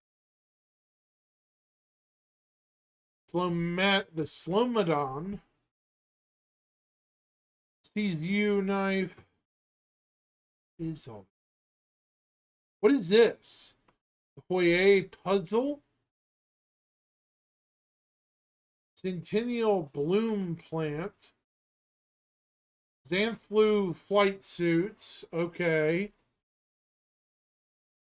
That's an unusual amount of alien stuff in the in the Jump Point. I find that a little unusual. Very. Normally I don't pay attention to stuff, but it does seem a little unusual by the fact you have all these Alien Week stuff. What's with that? I mean, Alien Week was last week. So, some of this stuff I've seen before, other things, not so much. So here's the Ironclad behind the scenes. So, they had several versions. They had version A, right here. Is this the one they decided on? Version B.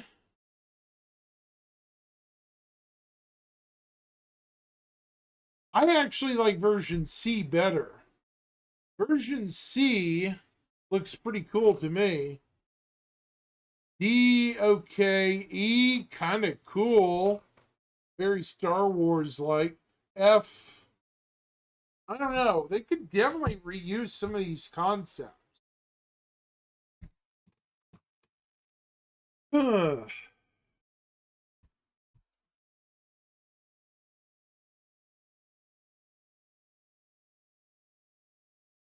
1.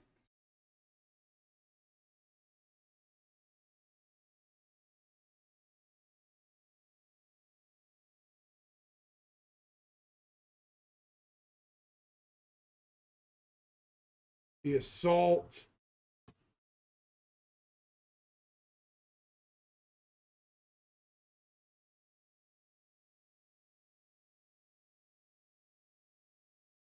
Now,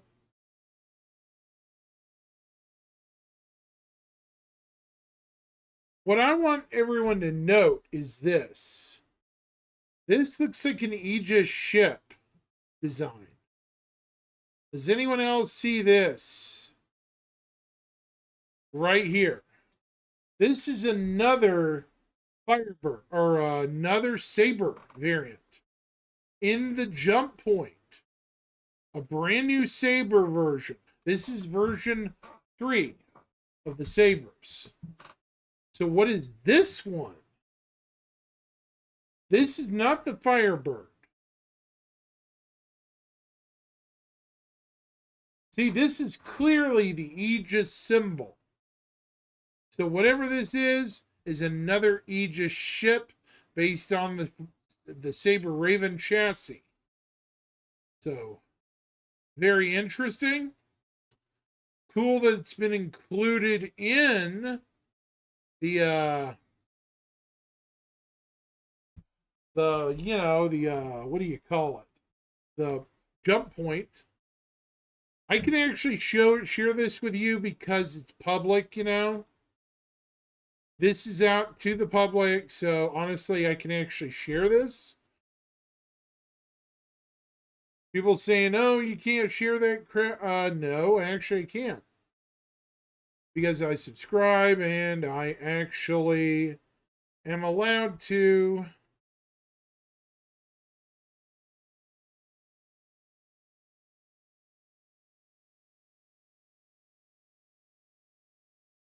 Huh. That's interesting. Kind of hot today in here.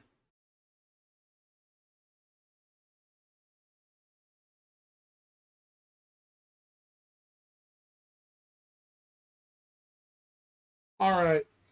What do you guys think this is? What do you think the name will be? Glowbird, Nightbird, something like that, maybe? Nightbird sounds like a good name. This is like a green and yellow motif for the Saber Raven. I'm almost hoping it's Nightbird or something. Firebird sounds a little too it was okay, but not in this case. This has to be another Aegis ship.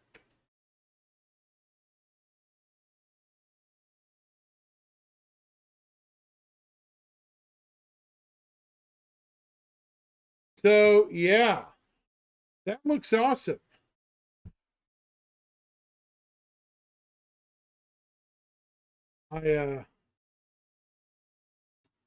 Shoot. Hold on just a second.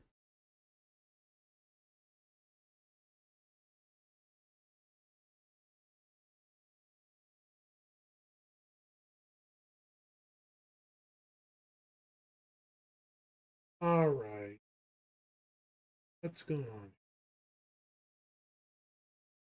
on? Uh,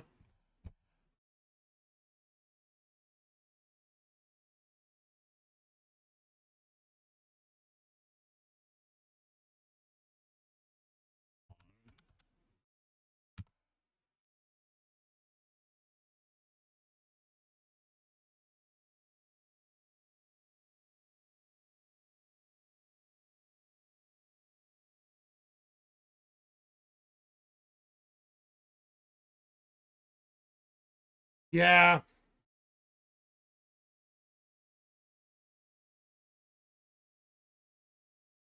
Anything could be happening. I mean, literally anything.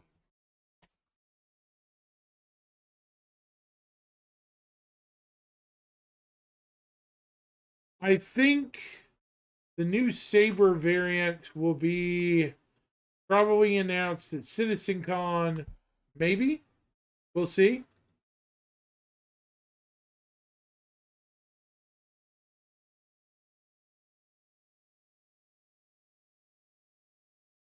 Of course, it's like a lot of things. We'll have to wait and see.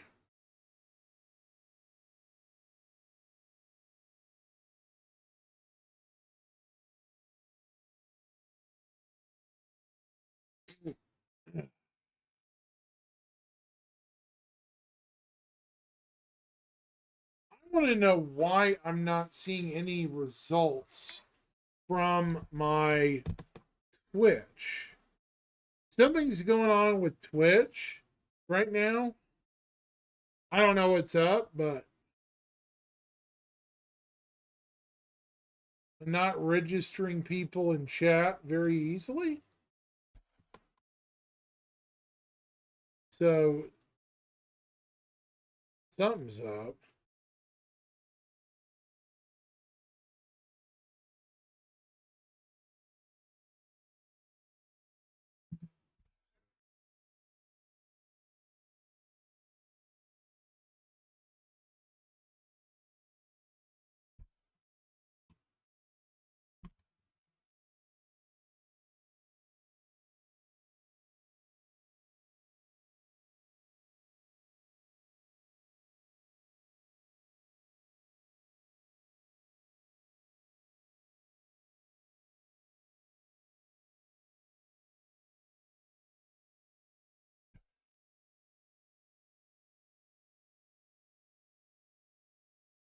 All right. You know what? I think I've waited long enough. I'm going to shrink this down a little bit. There we go. And let's go ahead and pull up Star Citizen for a bit. I bet I have an update, maybe, if I'm lucky.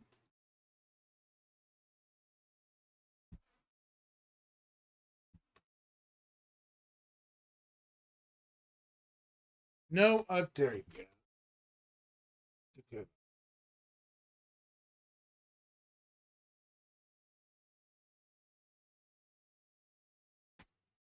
Right.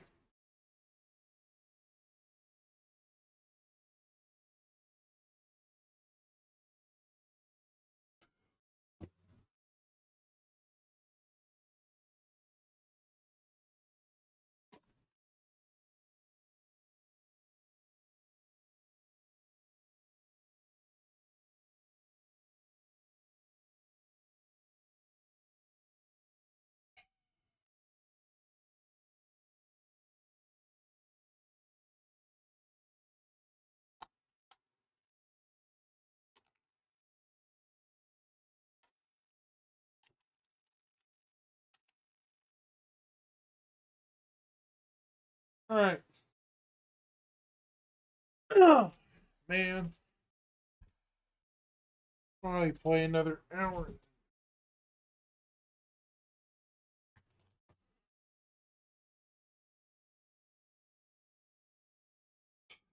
Oh.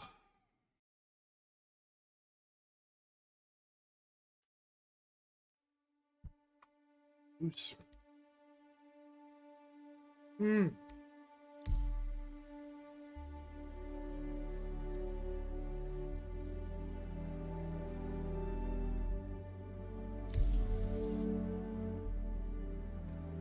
Whoa.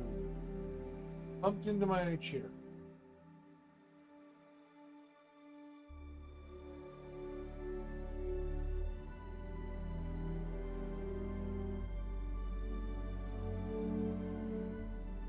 All right.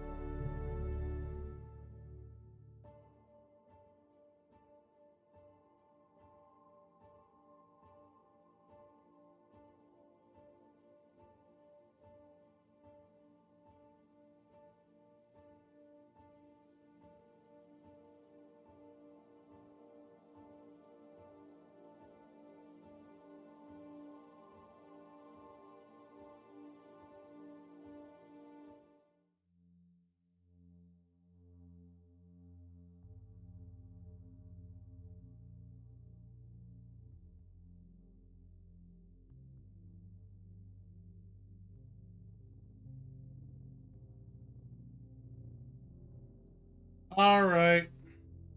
Let's go doggo hunting or something, chat.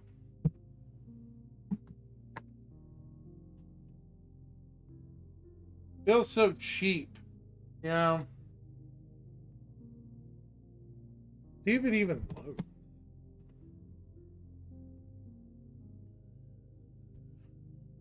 I don't even know if my game's gonna load.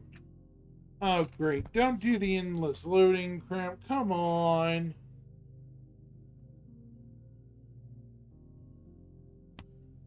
Great. The endless circle of loading. Yay.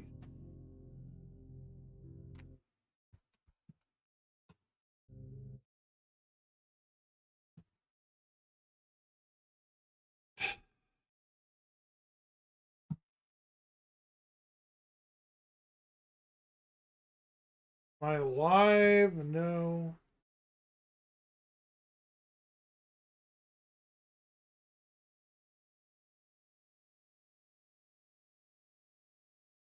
All right. There it goes.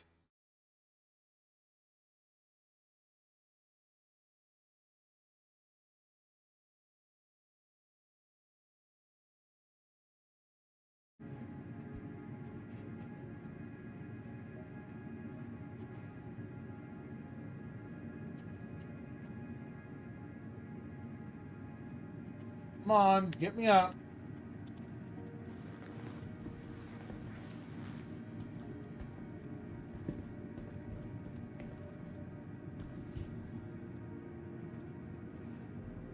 All right. Welcome to Stars. You know, that kind of a response anymore, though, is getting kind of old. Didn't I sell my Copian horns?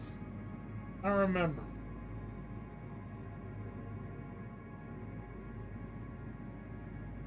Don't remember.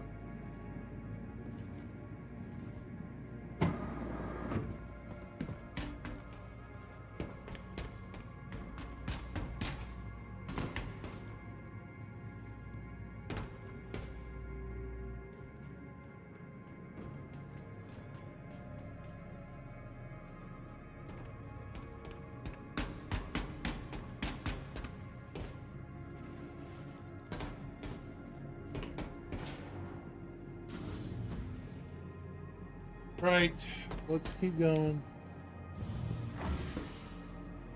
Wish I had sticks. I didn't even push them.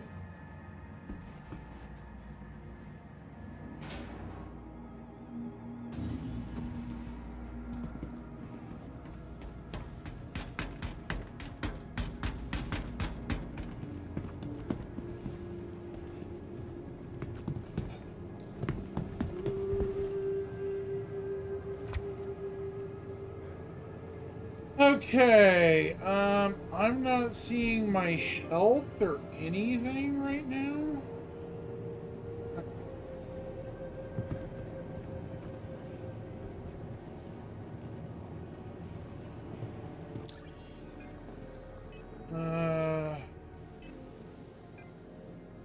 Health. Health is what I want.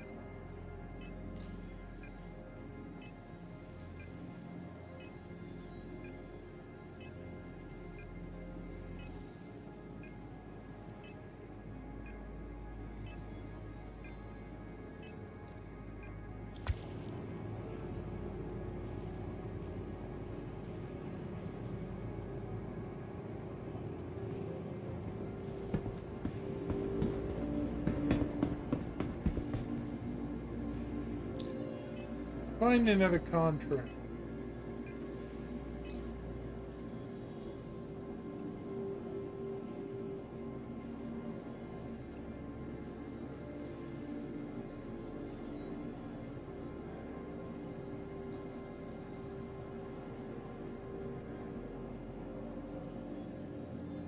Huh. Welcome to Brentworth Care Center. Getting better has never been better.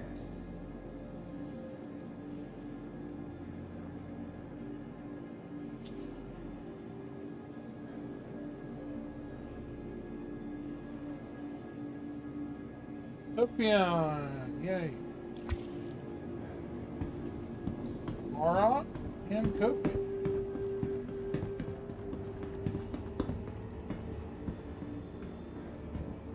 Oh, it's a multiple mission. Okay.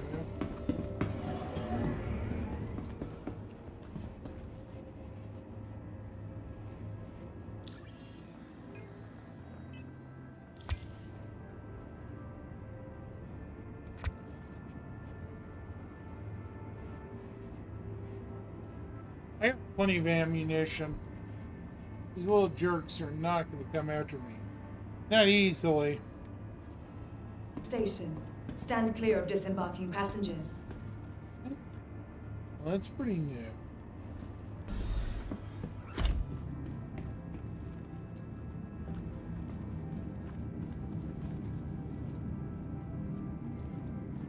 Careful, doors are now closing.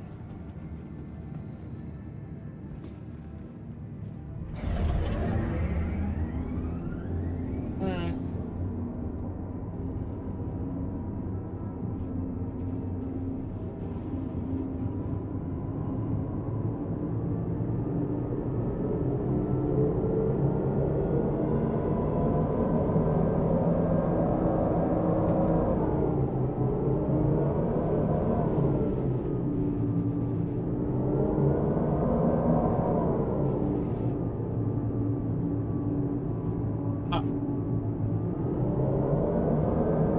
Yeah, this should be fun.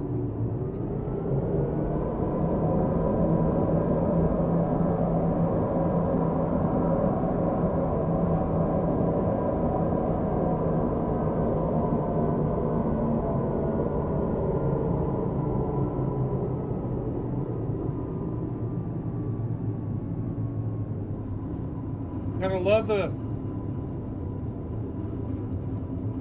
glitches in this game. Seriously.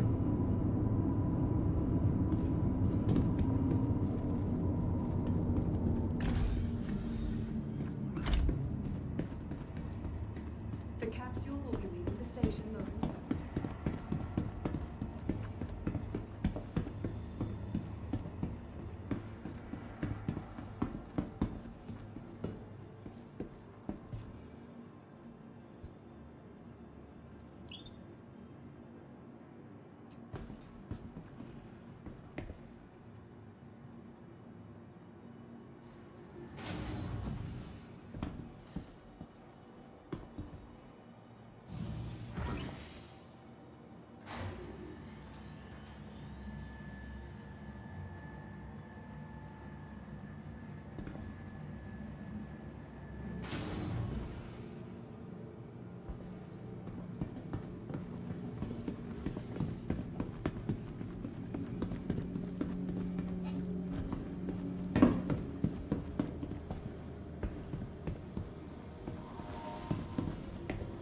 Wait.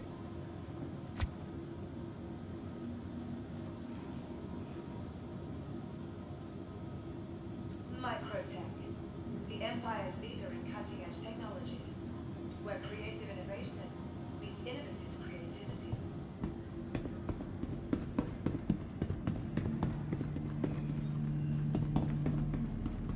Should have gotten a hamburger or something. From the best in shopping, dining, and entertainment, be sure to visit New Babbage's renowned promenade.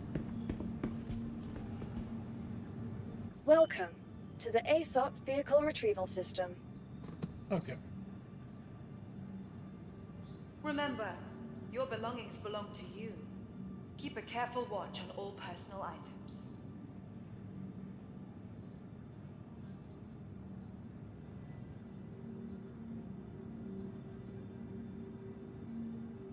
For the latest updates on ship availability and gate assignments, please use one of the conveniently located terminals.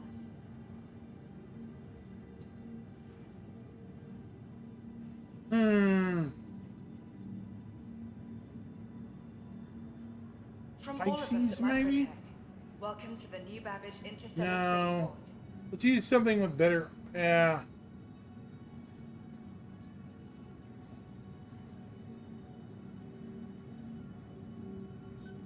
From all of us at Microtech, Vehicle welcome selected. to the new Babbitt Stand by. Interstellar Spaceport. Your vehicle has been Tier delivered to 3. the following location. Please visit us again. Goodbye. Tired of travel? Why not rest at the Nest's new renovated accommodation? Located downtown, luxurious Sapphire Ground.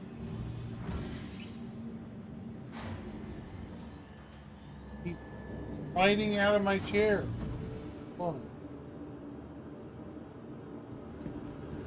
Go.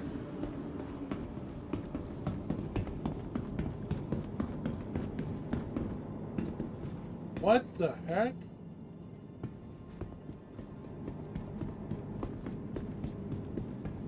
Why's the door open?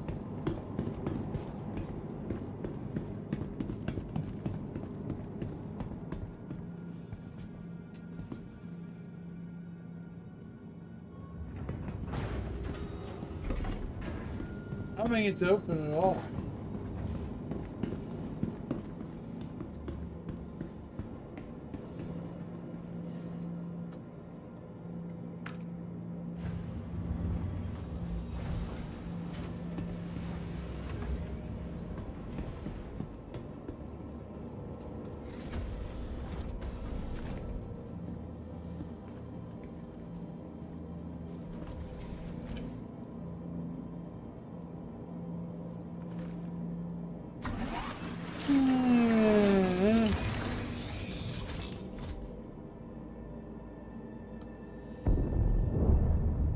Crusader Industries, a journey worth taking. Systems on.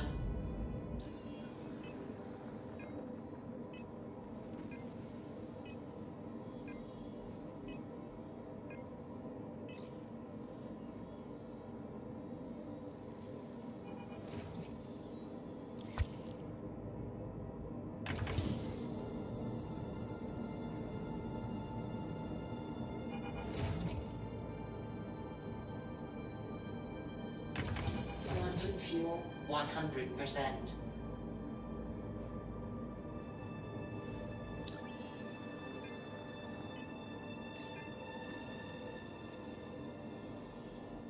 You are clear to launch.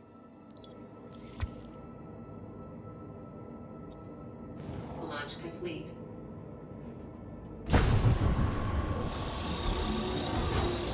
Landing gear up.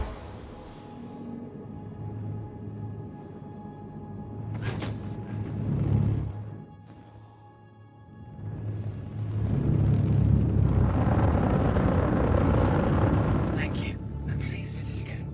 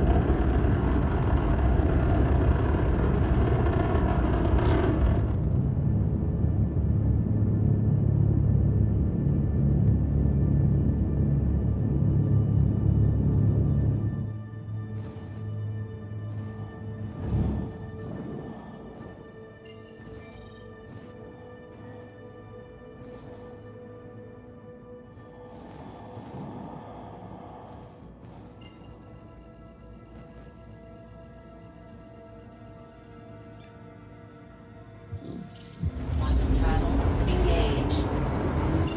Quantum travel complete. Dang it!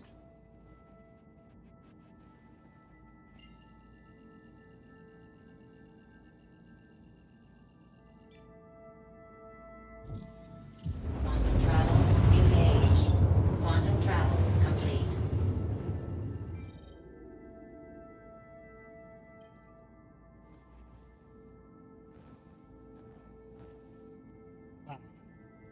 That would have been dangerous had I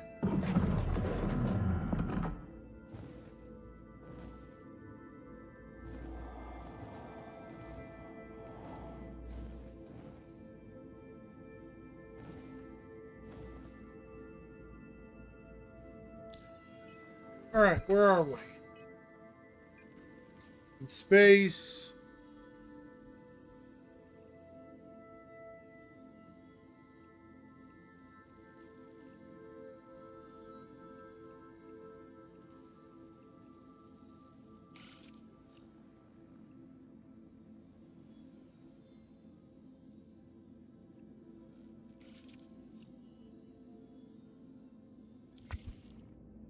Should be a large brown area. Somewhere below it.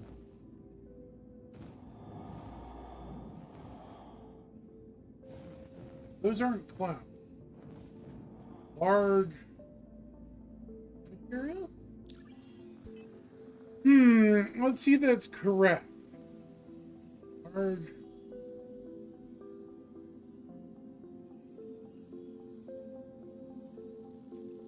Yeah. That looks like there's a...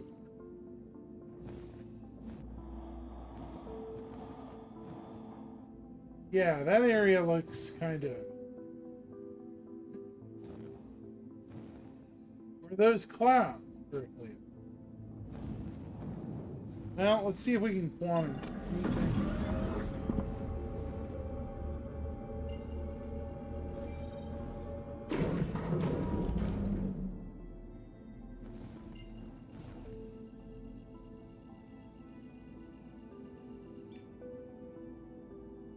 No. How high up are we?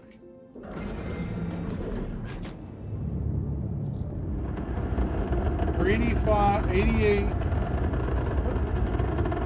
88 kilometers. So I think this area is a large round.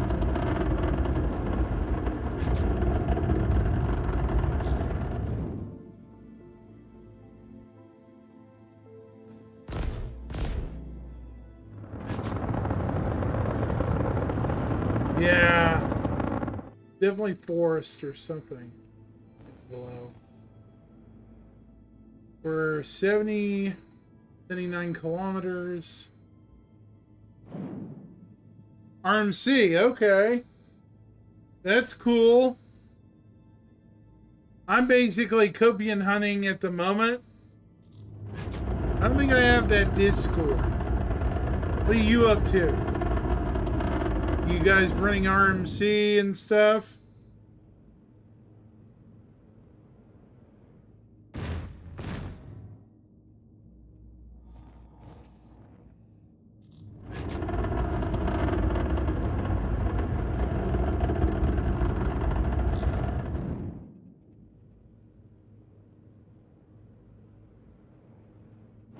I'm gonna hit the middle of this.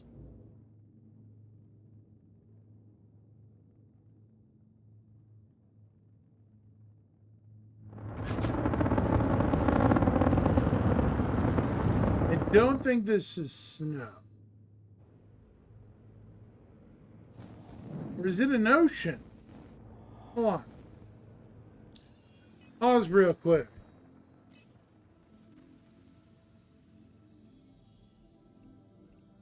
Yeah, I don't think this is ocean. From heading.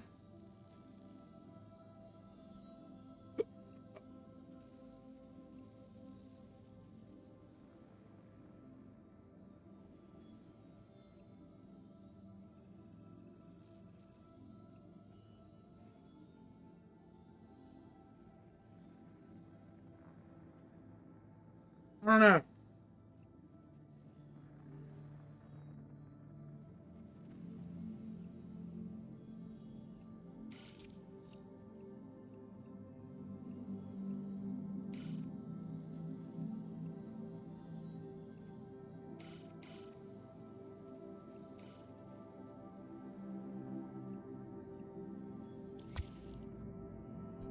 So which way is that?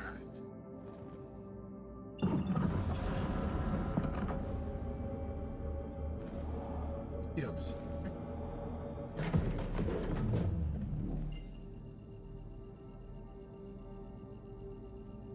I'll drop out about X amount from Asters. Quantum travel engaged.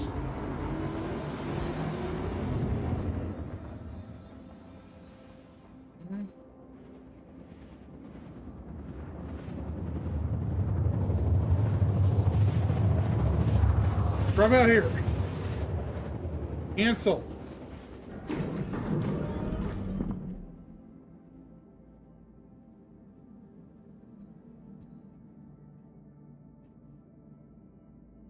Quantum travel complete. Almost dropped out. Go a little further afield.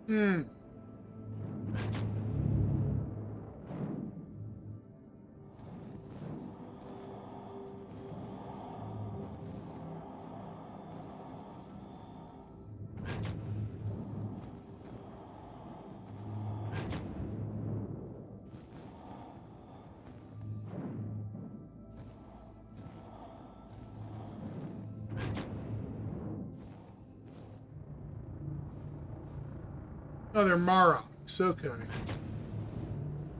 Not what I'm looking for.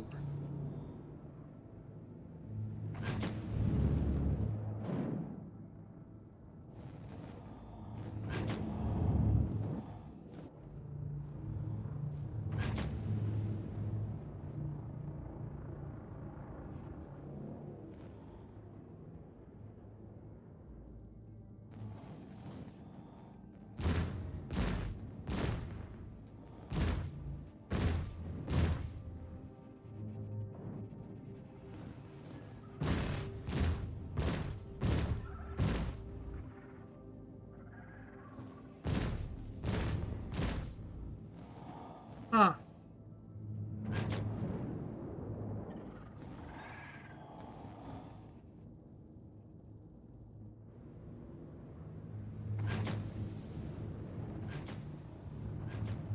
I think the Maroks are more in the mountains. And the dog things are more in the plain. Which is gonna be over here.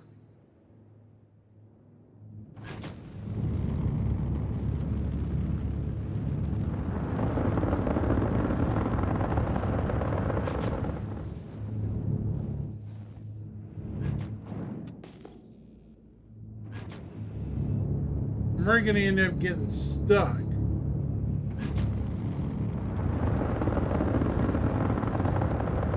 One more forester.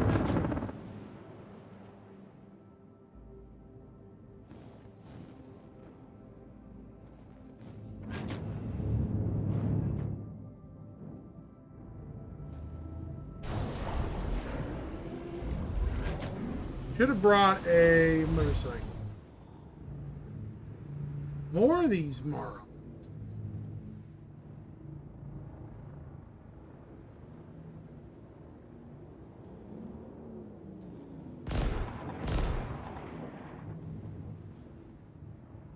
Can I even hunt these things? I don't know. Land and find out.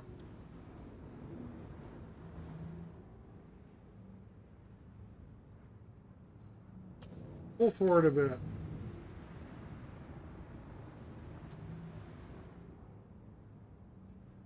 Leave the ship on.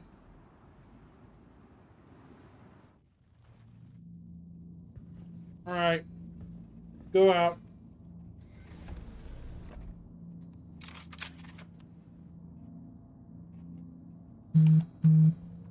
Go hunting.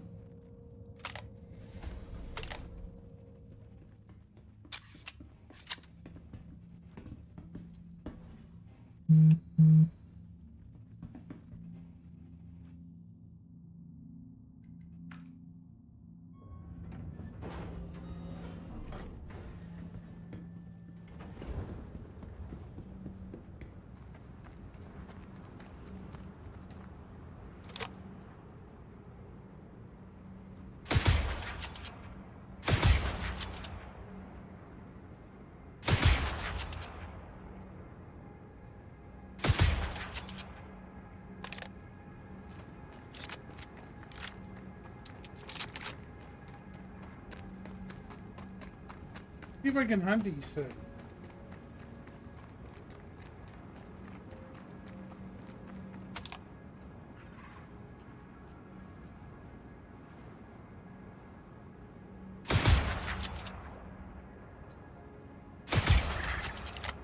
Did I get one? Yay! I got one.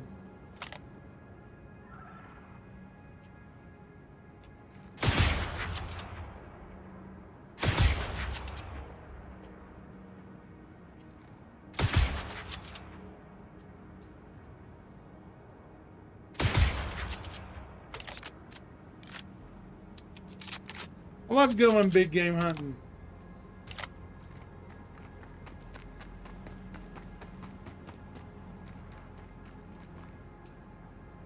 Where'd the rest of them go? Oh, there we go.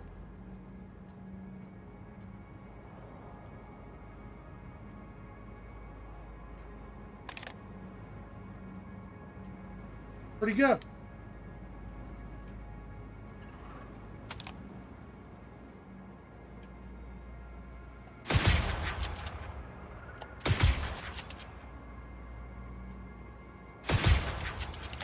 That wing him?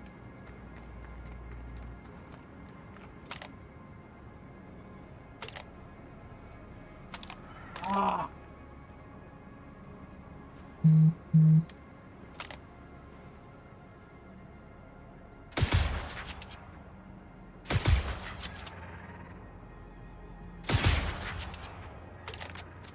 That one dropped. Cool. It's like shooting birds. This is just, yeah. This is harder than it looks. Are they even on my itinerary? Let's see. Huh. It's saying Copium, not these guys. But honestly, I've never hunted the birds before. Hard to hurt.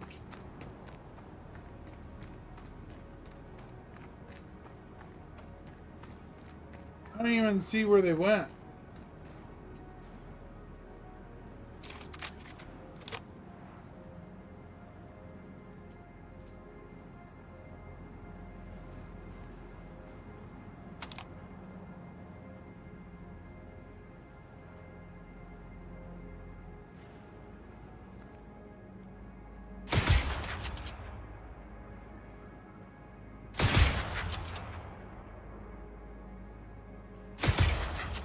Damn! Missed!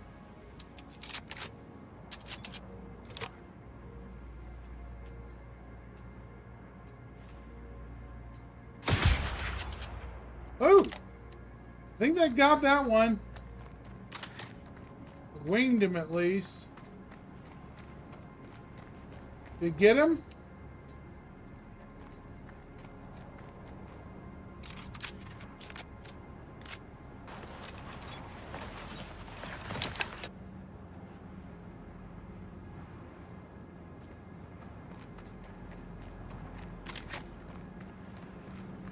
I don't even know where they went. Darn it, I dropped like 3 of them.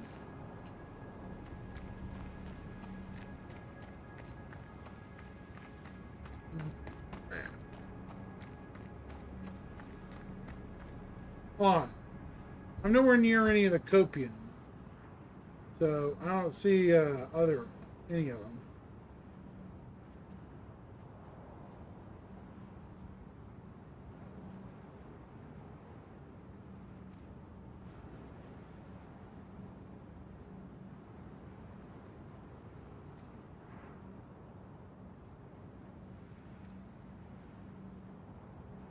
Big game hunting.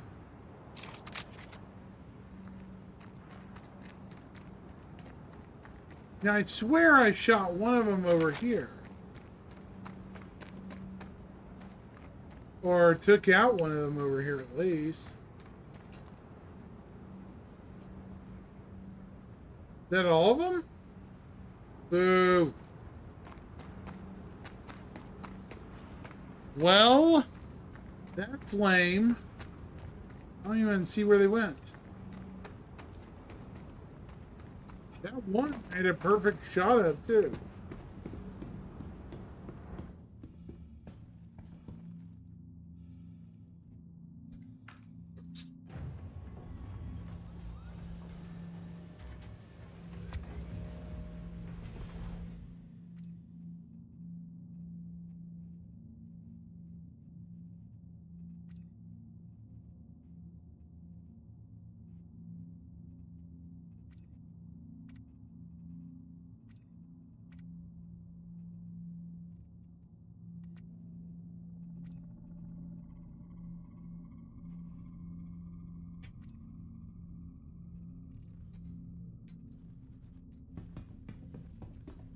Where is it? Dang it.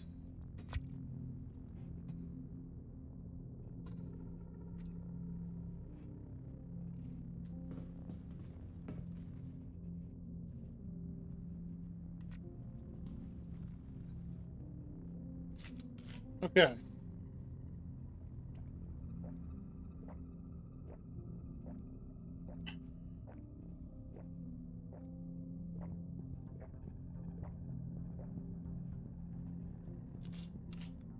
There we go.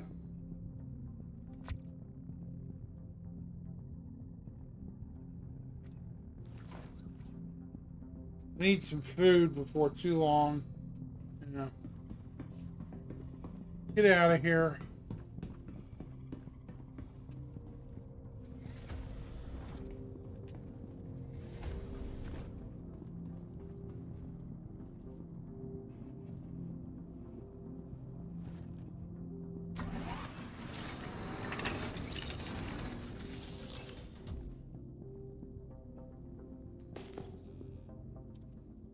Launch complete.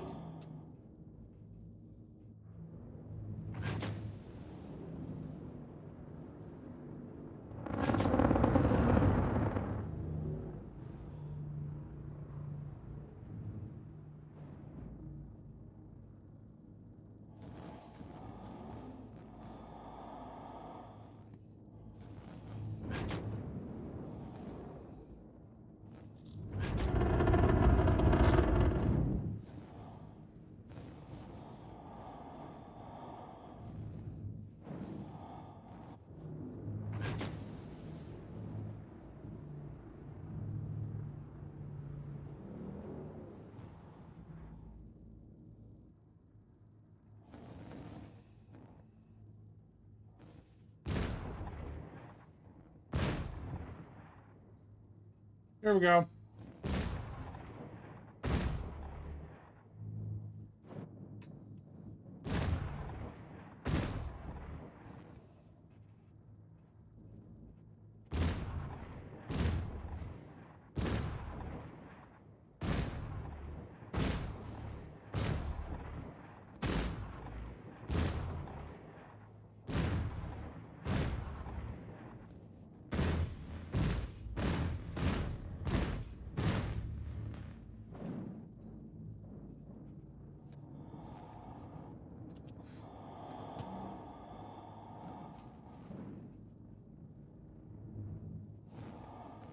Okay, I hate trees.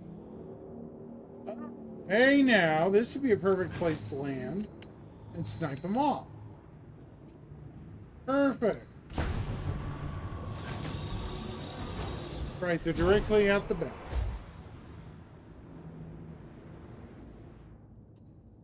Engines off. It's my ship, damn it.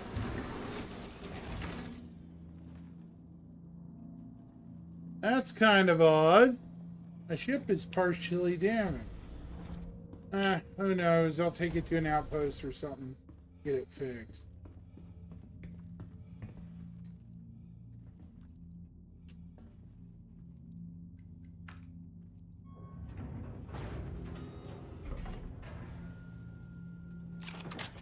Go sniping, boys. The Doom Doggo.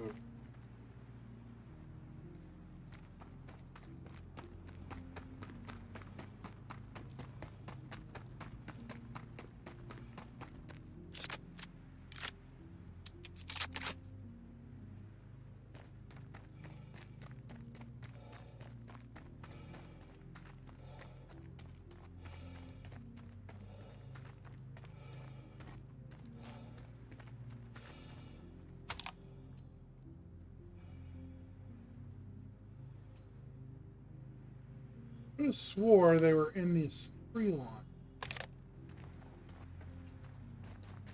Hold on. They were over here. Maybe I went too far to the right.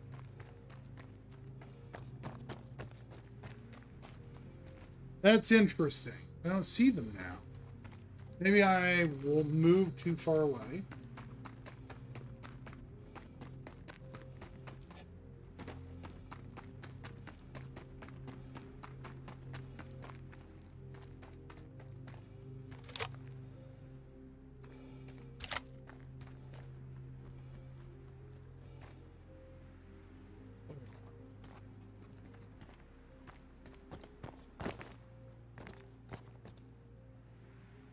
I don't see them.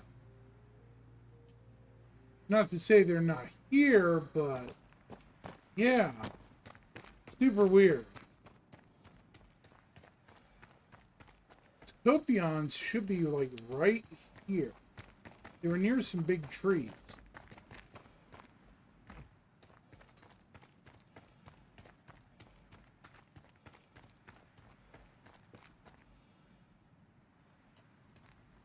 See or hear them.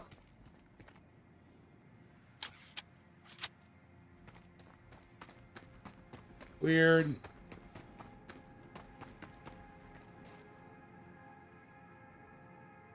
Maybe I parked the wrong direction? In the tree line.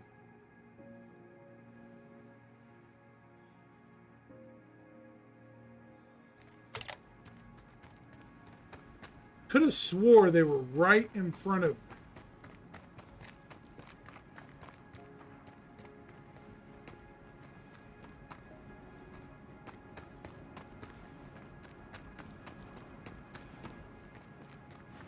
Maybe they're on the other ridge.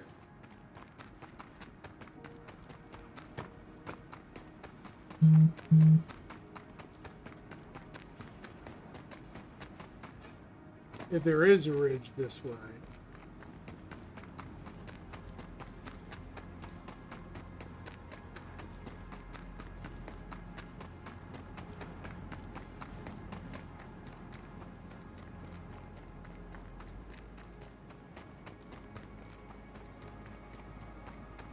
That's strange.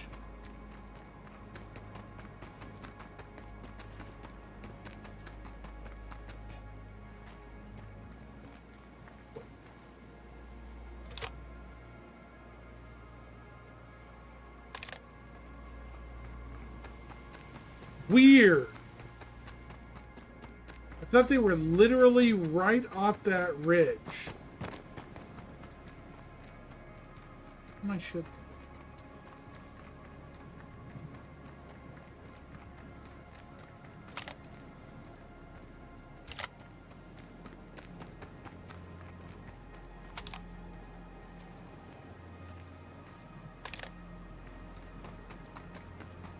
That's cool.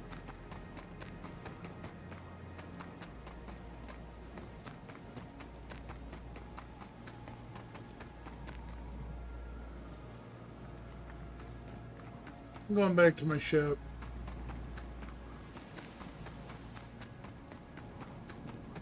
I must be mistaken. Those guys were somewhere over here, but I don't see them. Hmm.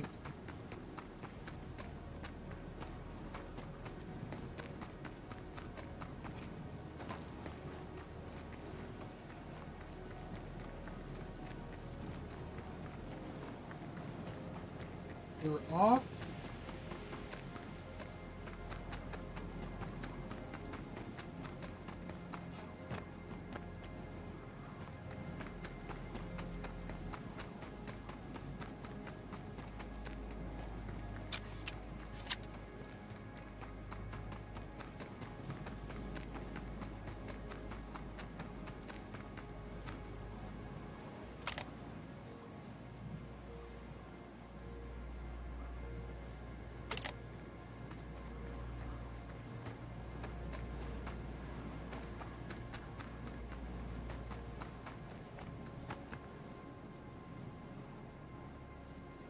Super weird.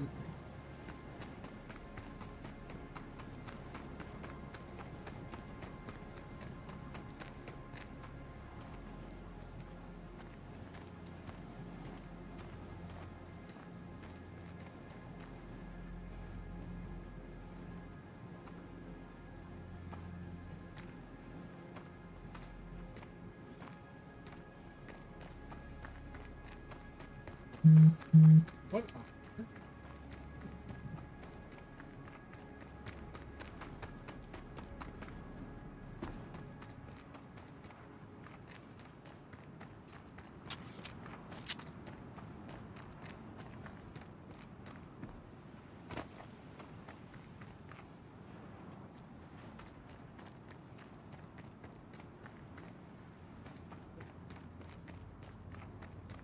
Probably dangerous to go down here.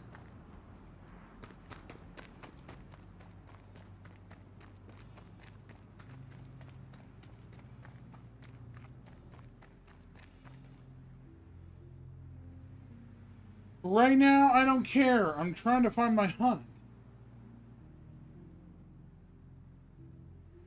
See my enemies.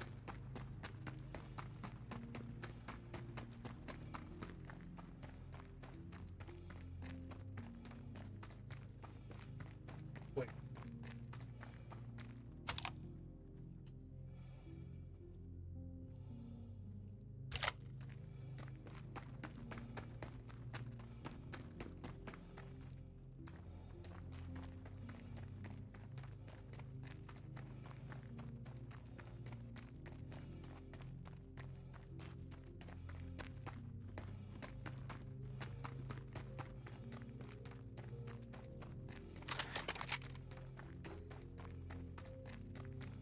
Just in case they're closer to me, though.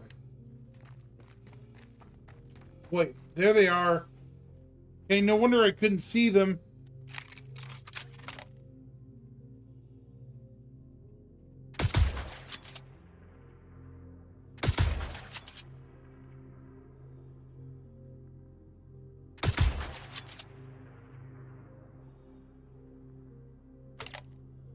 Good.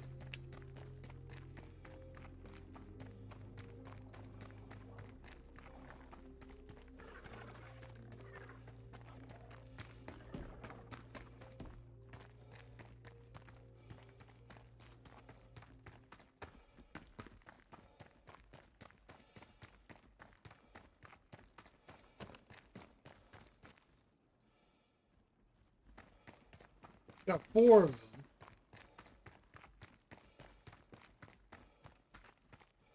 So that's it. These are forest copium. And you didn't even notice them. They're that blended in the brush.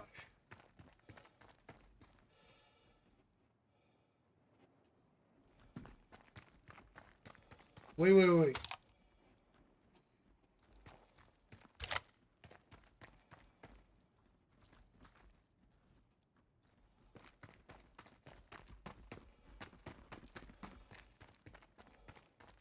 Get back to my ship.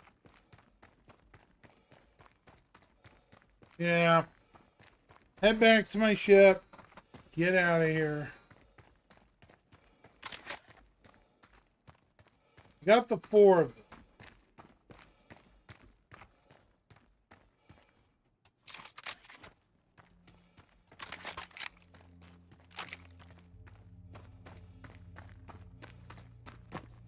I think that's it. I don't know why my ship is so heavily damaged.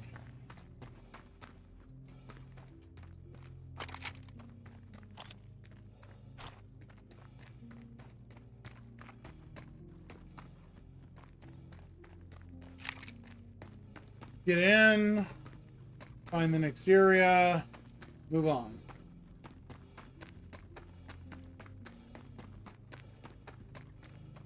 I at least want to complete this mission.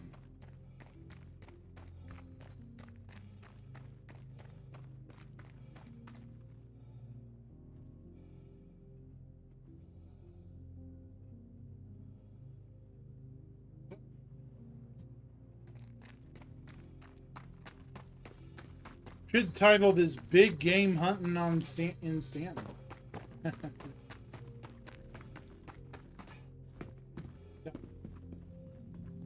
11 more to go. Just leave my door closed. Is there another door here?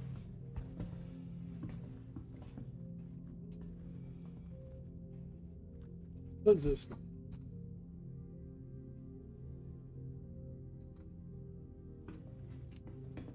Screw it, let's just go.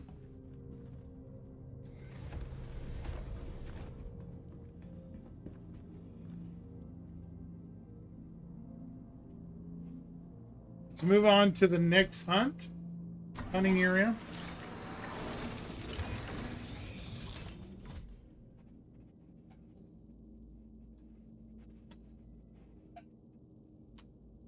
Engines on.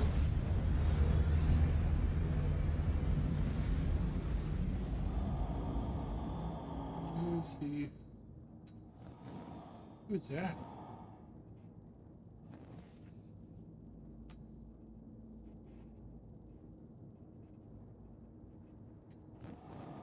Let's steer clear of him.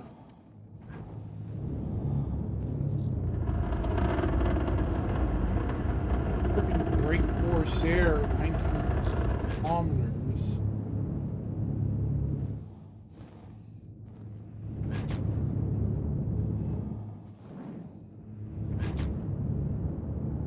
I don't know what this dude has the hopes to gain. Countering. Looks like somebody wants to come say hi.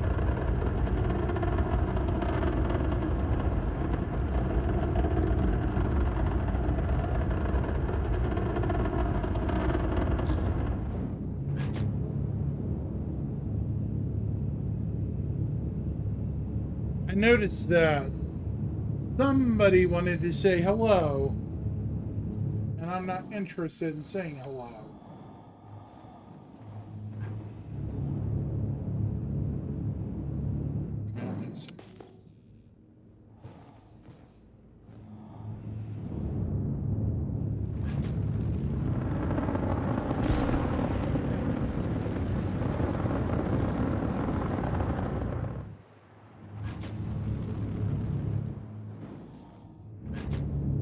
Somebody's clearly radar locked.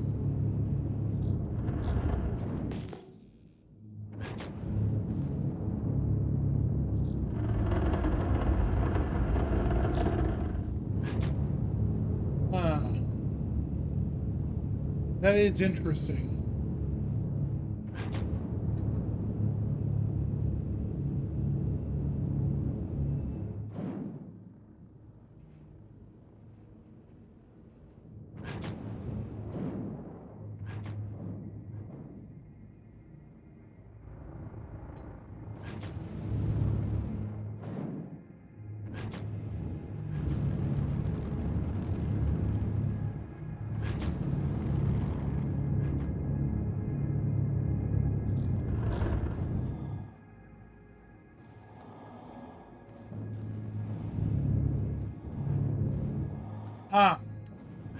So let's fly up a bit. I want to complete this mission. You know, bad. I don't want to encounter that stupid, crazy, whatever pilot. The Corsair pilot is not in my itinerary. But so folks know. Not after him. I'm after Wildboy.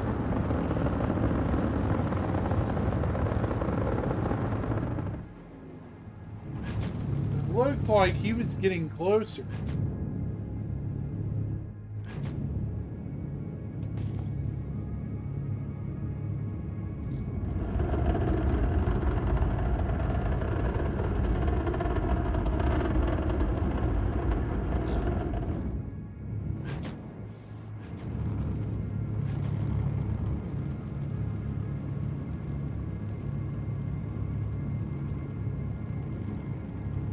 So, yeah, this is fun. Not.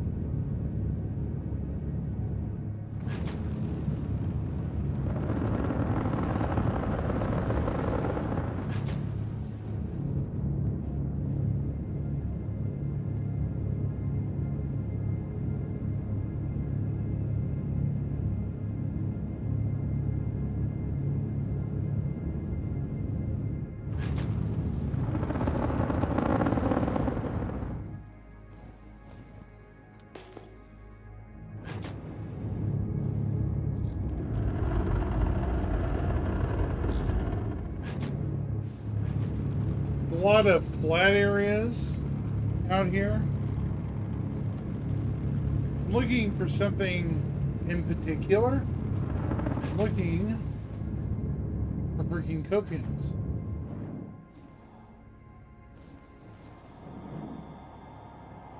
Are these Marok?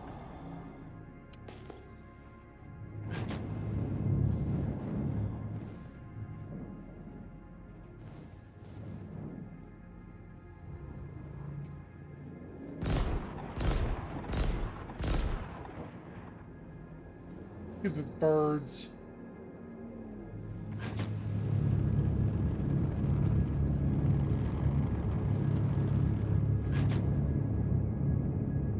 They're a large cluster.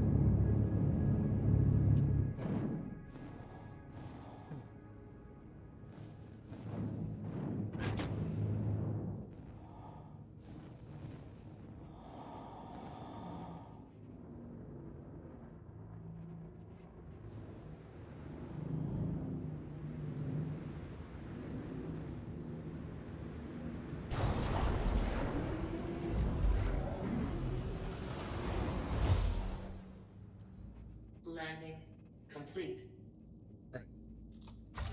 Launch complete.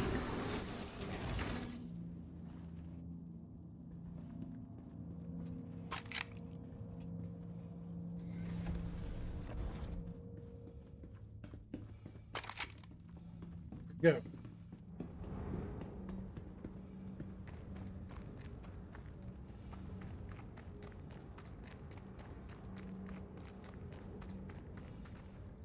I don't like how the animal life is so sparse here. So it's like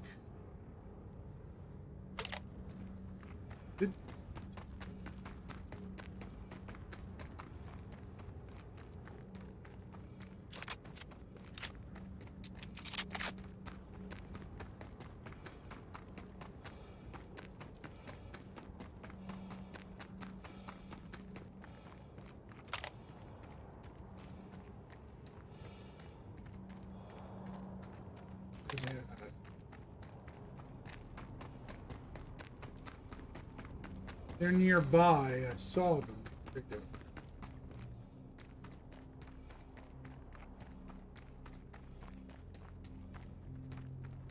Here, doggy doggies.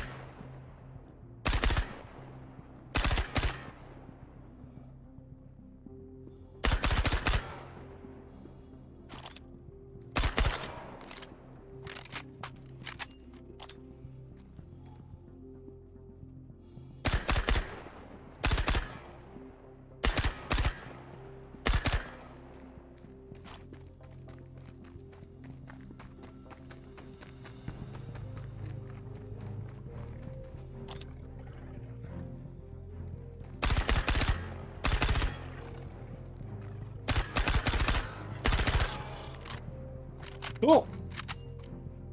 Very good.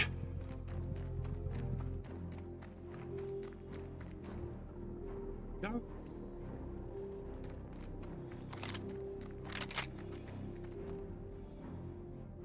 Cool. 6 more to hunt.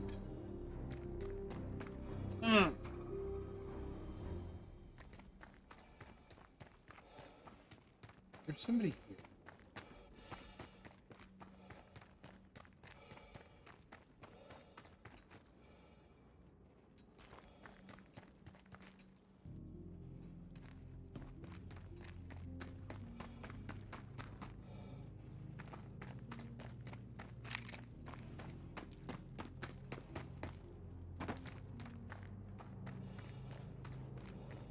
I need to kill 6 or get 6 more.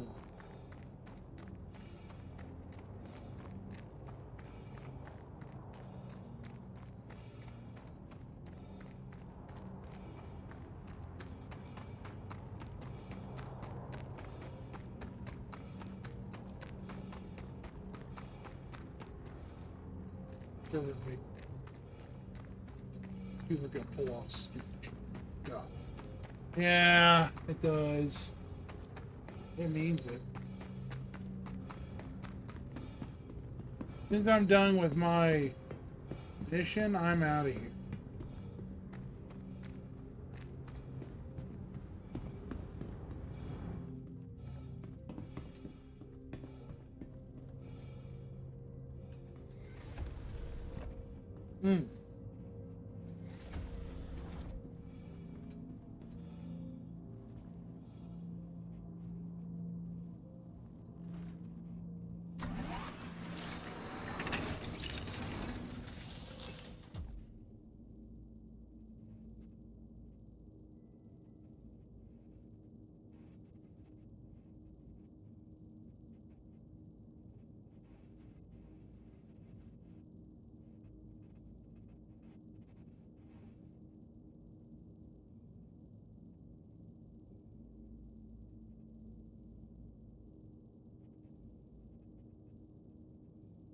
All right, let's carry on, shall we? We need to find one more Launch complete. area of mean little doggos. There we go, across the way. The other side of the forest, maybe? Yeah, pretty much.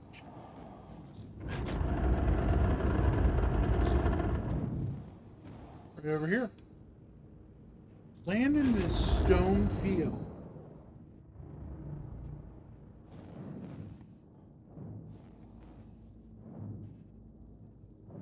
They're in the woods.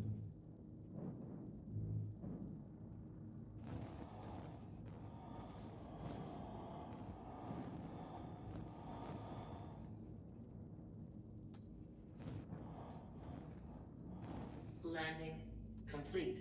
Engines off. All right. Alrighty.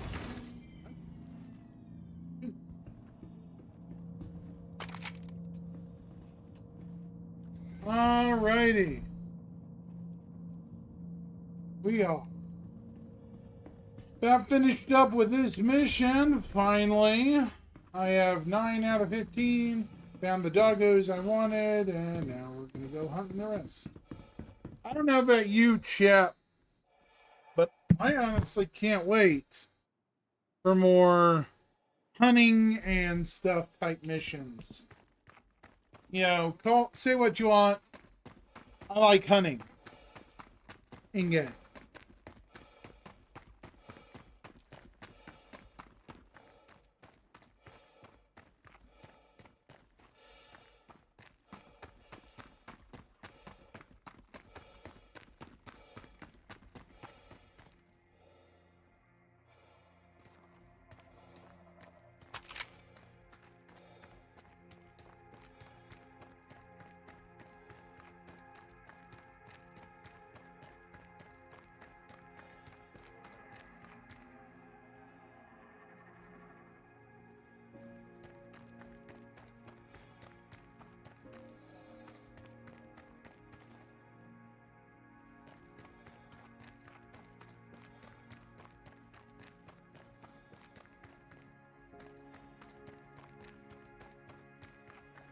Where are these guys at? I'm lost.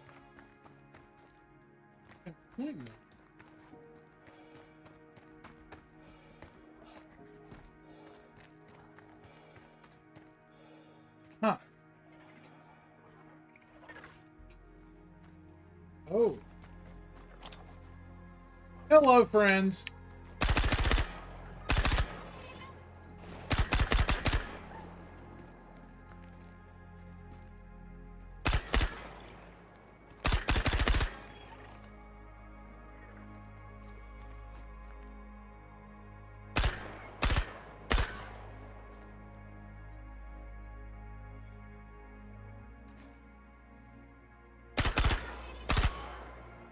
Too easy. I mean, honestly, if I'm being honest, I want more missions like this with more interesting animals to hunt. You know, if I'm being honest, brutally honest. Just need one more in this grouping of.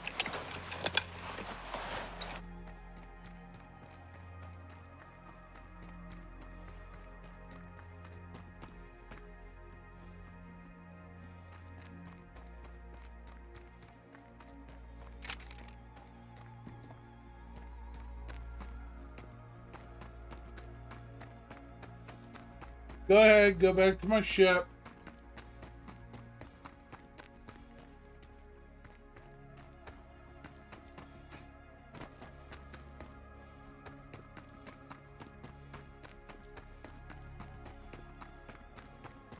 I'm gonna have to go back to base anyways, because I'm starting to run out of health and stuff.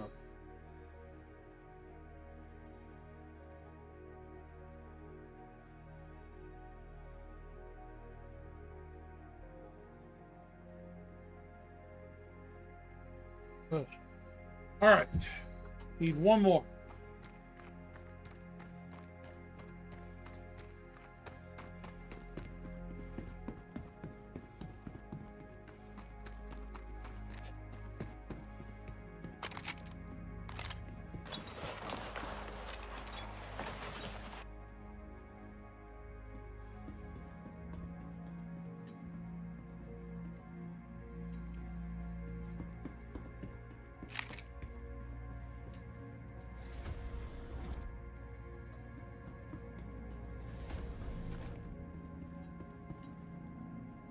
Just need one more and the mission completes. Come on, man. Okay, come on, dude. Open up. Don't want to say that. Not, you know.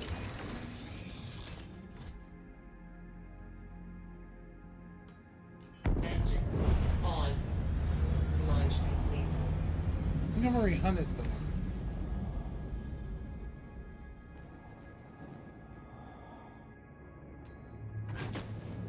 Another group over here. Stay away from that Corsair.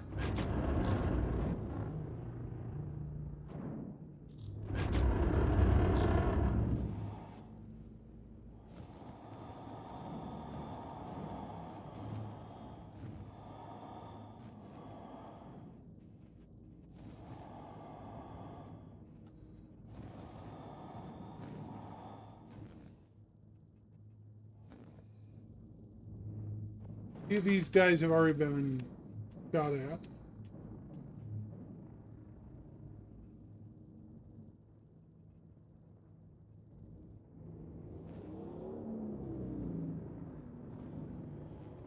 Nope.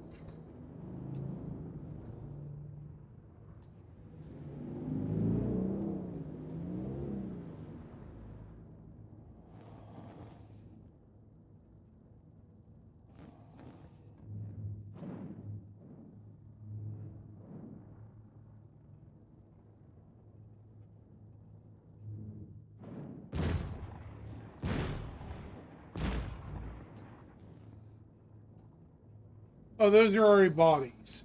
Never mind. Not worth my time. So that area's been hunted. That area's been hunted. What's that lead? Let's go further this way, maybe?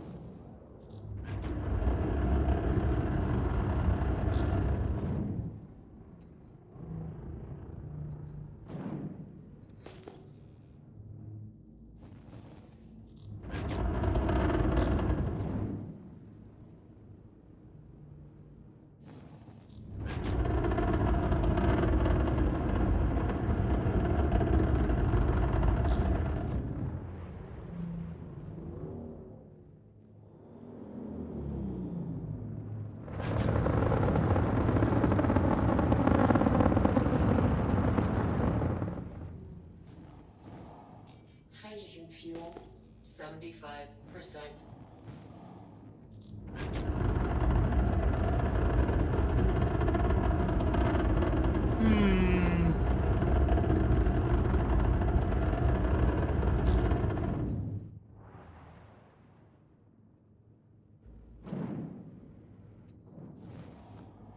There we go.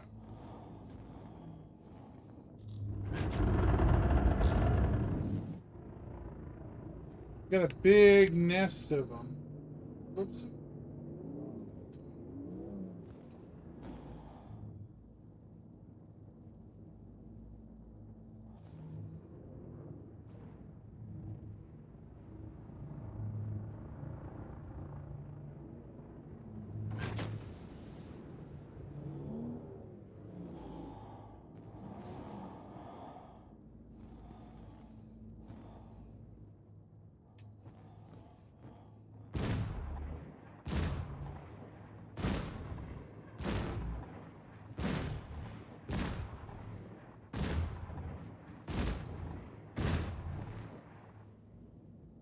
Yeah, I'm not gonna waste my time with more monsters. Not in this area.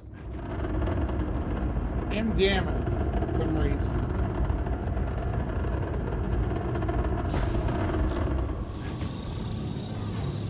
Landing gear up.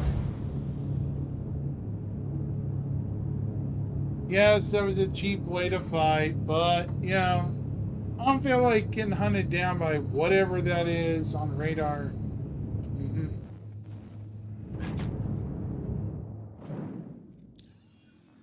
Go ahead and chart.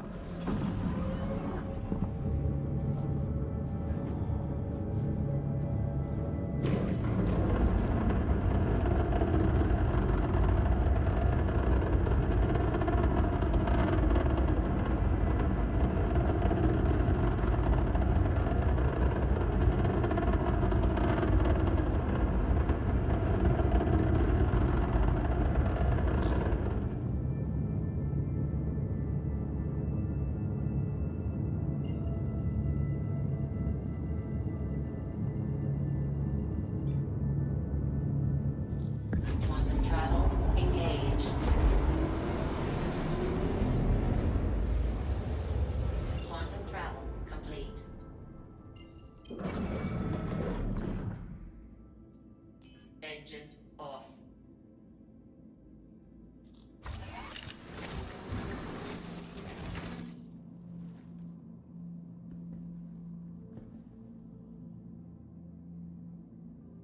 Yeah.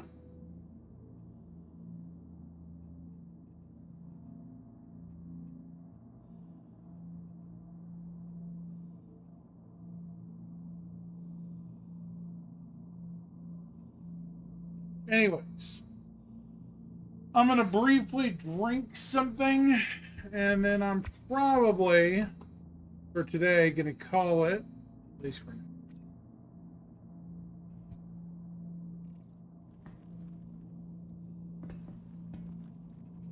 Where the...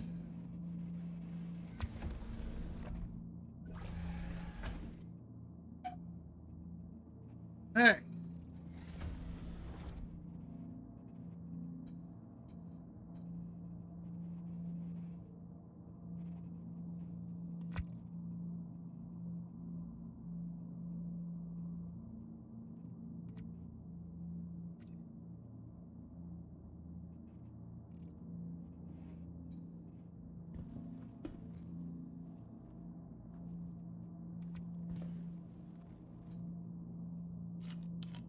What's that saying? Wildlife population adjustment.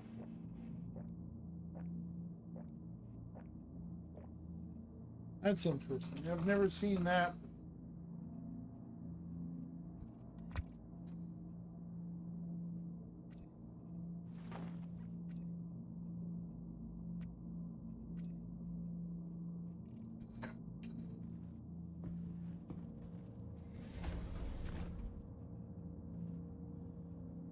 On.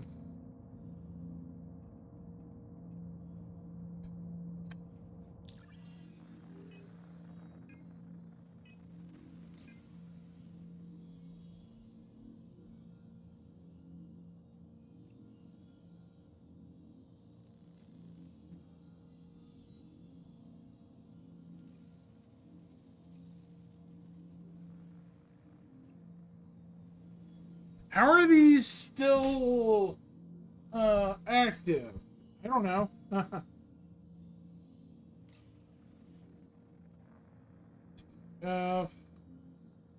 Right. Microtech.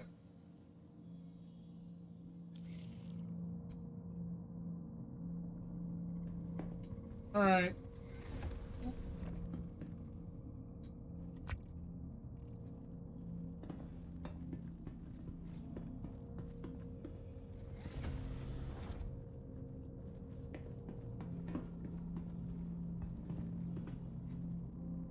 All right, that was entertaining.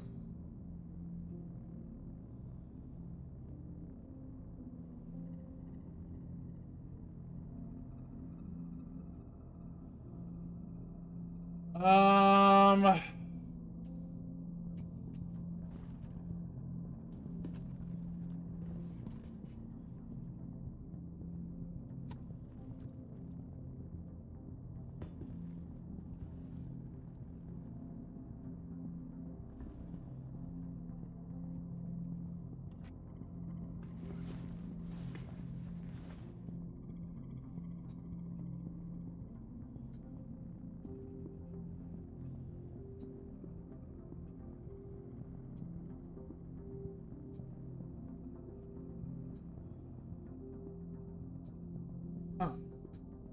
Can't log out again.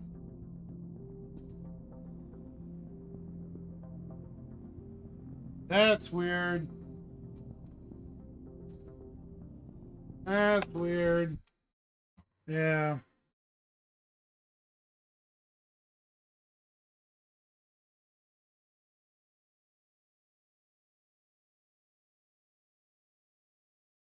Okay then.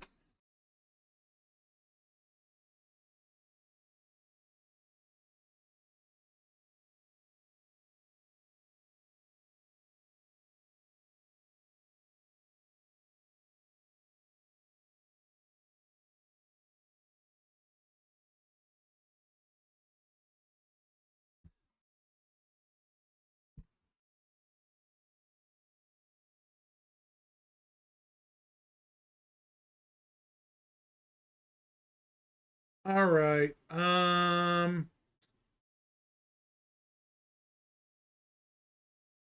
Few more minutes. Talking to you guys. Ugh.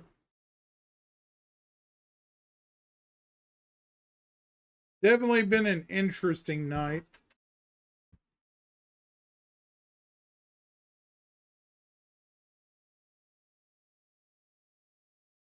Definitely.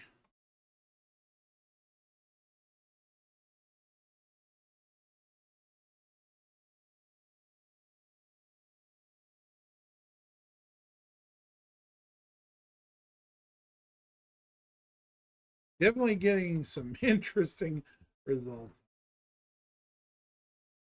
So, I'm getting ready to get off for the night. I really am tired. It's been, unfortunately, about 3 hours since I started.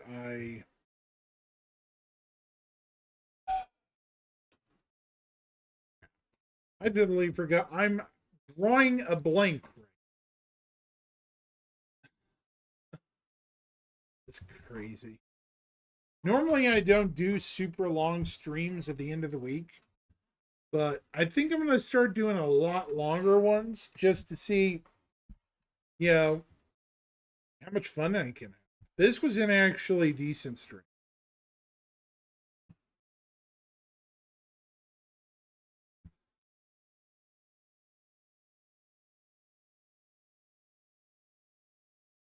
Just a second, chat. One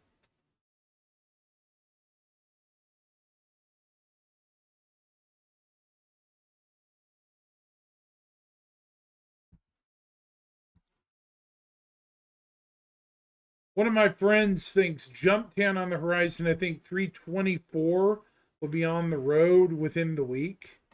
I don't know. What do you guys think? 324 within this week? Maybe. Could be, may not be. I mean, it's possible, I guess. But I'm hesitant to say maybe. Like most people, I'm skeptical unless there's actual proof in the water, you know?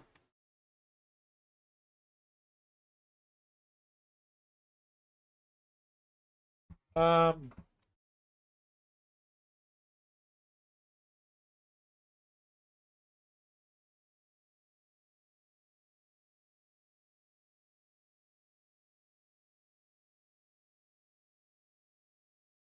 and yeah, before I forget, in the monthly report, the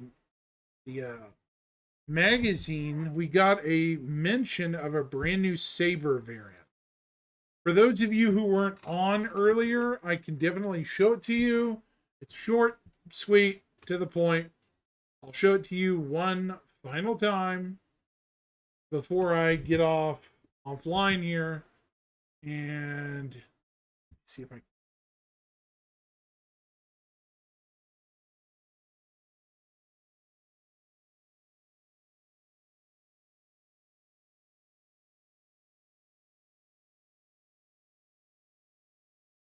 Just a second, chat, and there it is.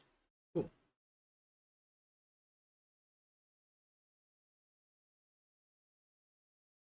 This is a suggestion for the next Saber variant, a brand new Aegis ship in game.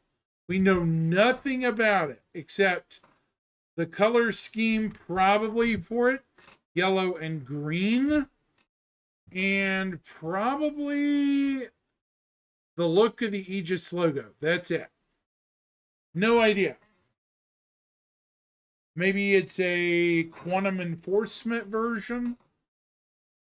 I don't know. I'm hesitant to say it's one thing or another, but it could be anything. Like with most things, I'll believe it when I see it and when they announce it. So it'll probably show up probably closer to CitizenCon as some sort of, brand new Street to Flyable. I mean, if that other variant, the Firebirds, is straight to flyable, why not this? Unless it requires a little more time in the oven to cook. You know? Just an opinion.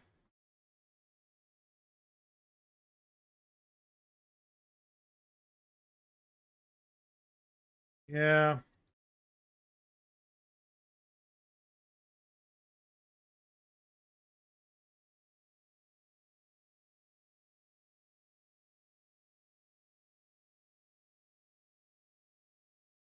Cool. Anyway. Anything anyone want to ask before I get off line for a bit? I don't know if I'm going to be on later tonight or not. It's been a long day already.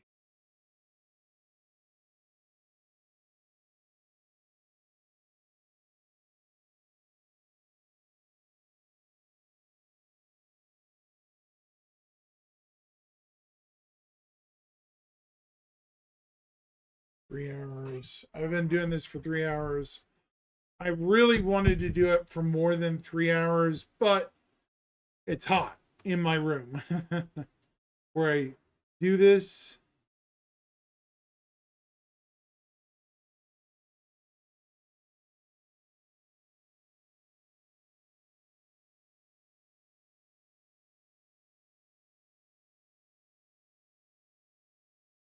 Let me raid a friend who's always been there to help me out. They're having a rough time. Go raid Cobra TV on Twitch. Please make them feel loved and welcomed. I would appreciate it, chat. Until I see you guys next time, 07 everybody. I don't want you to think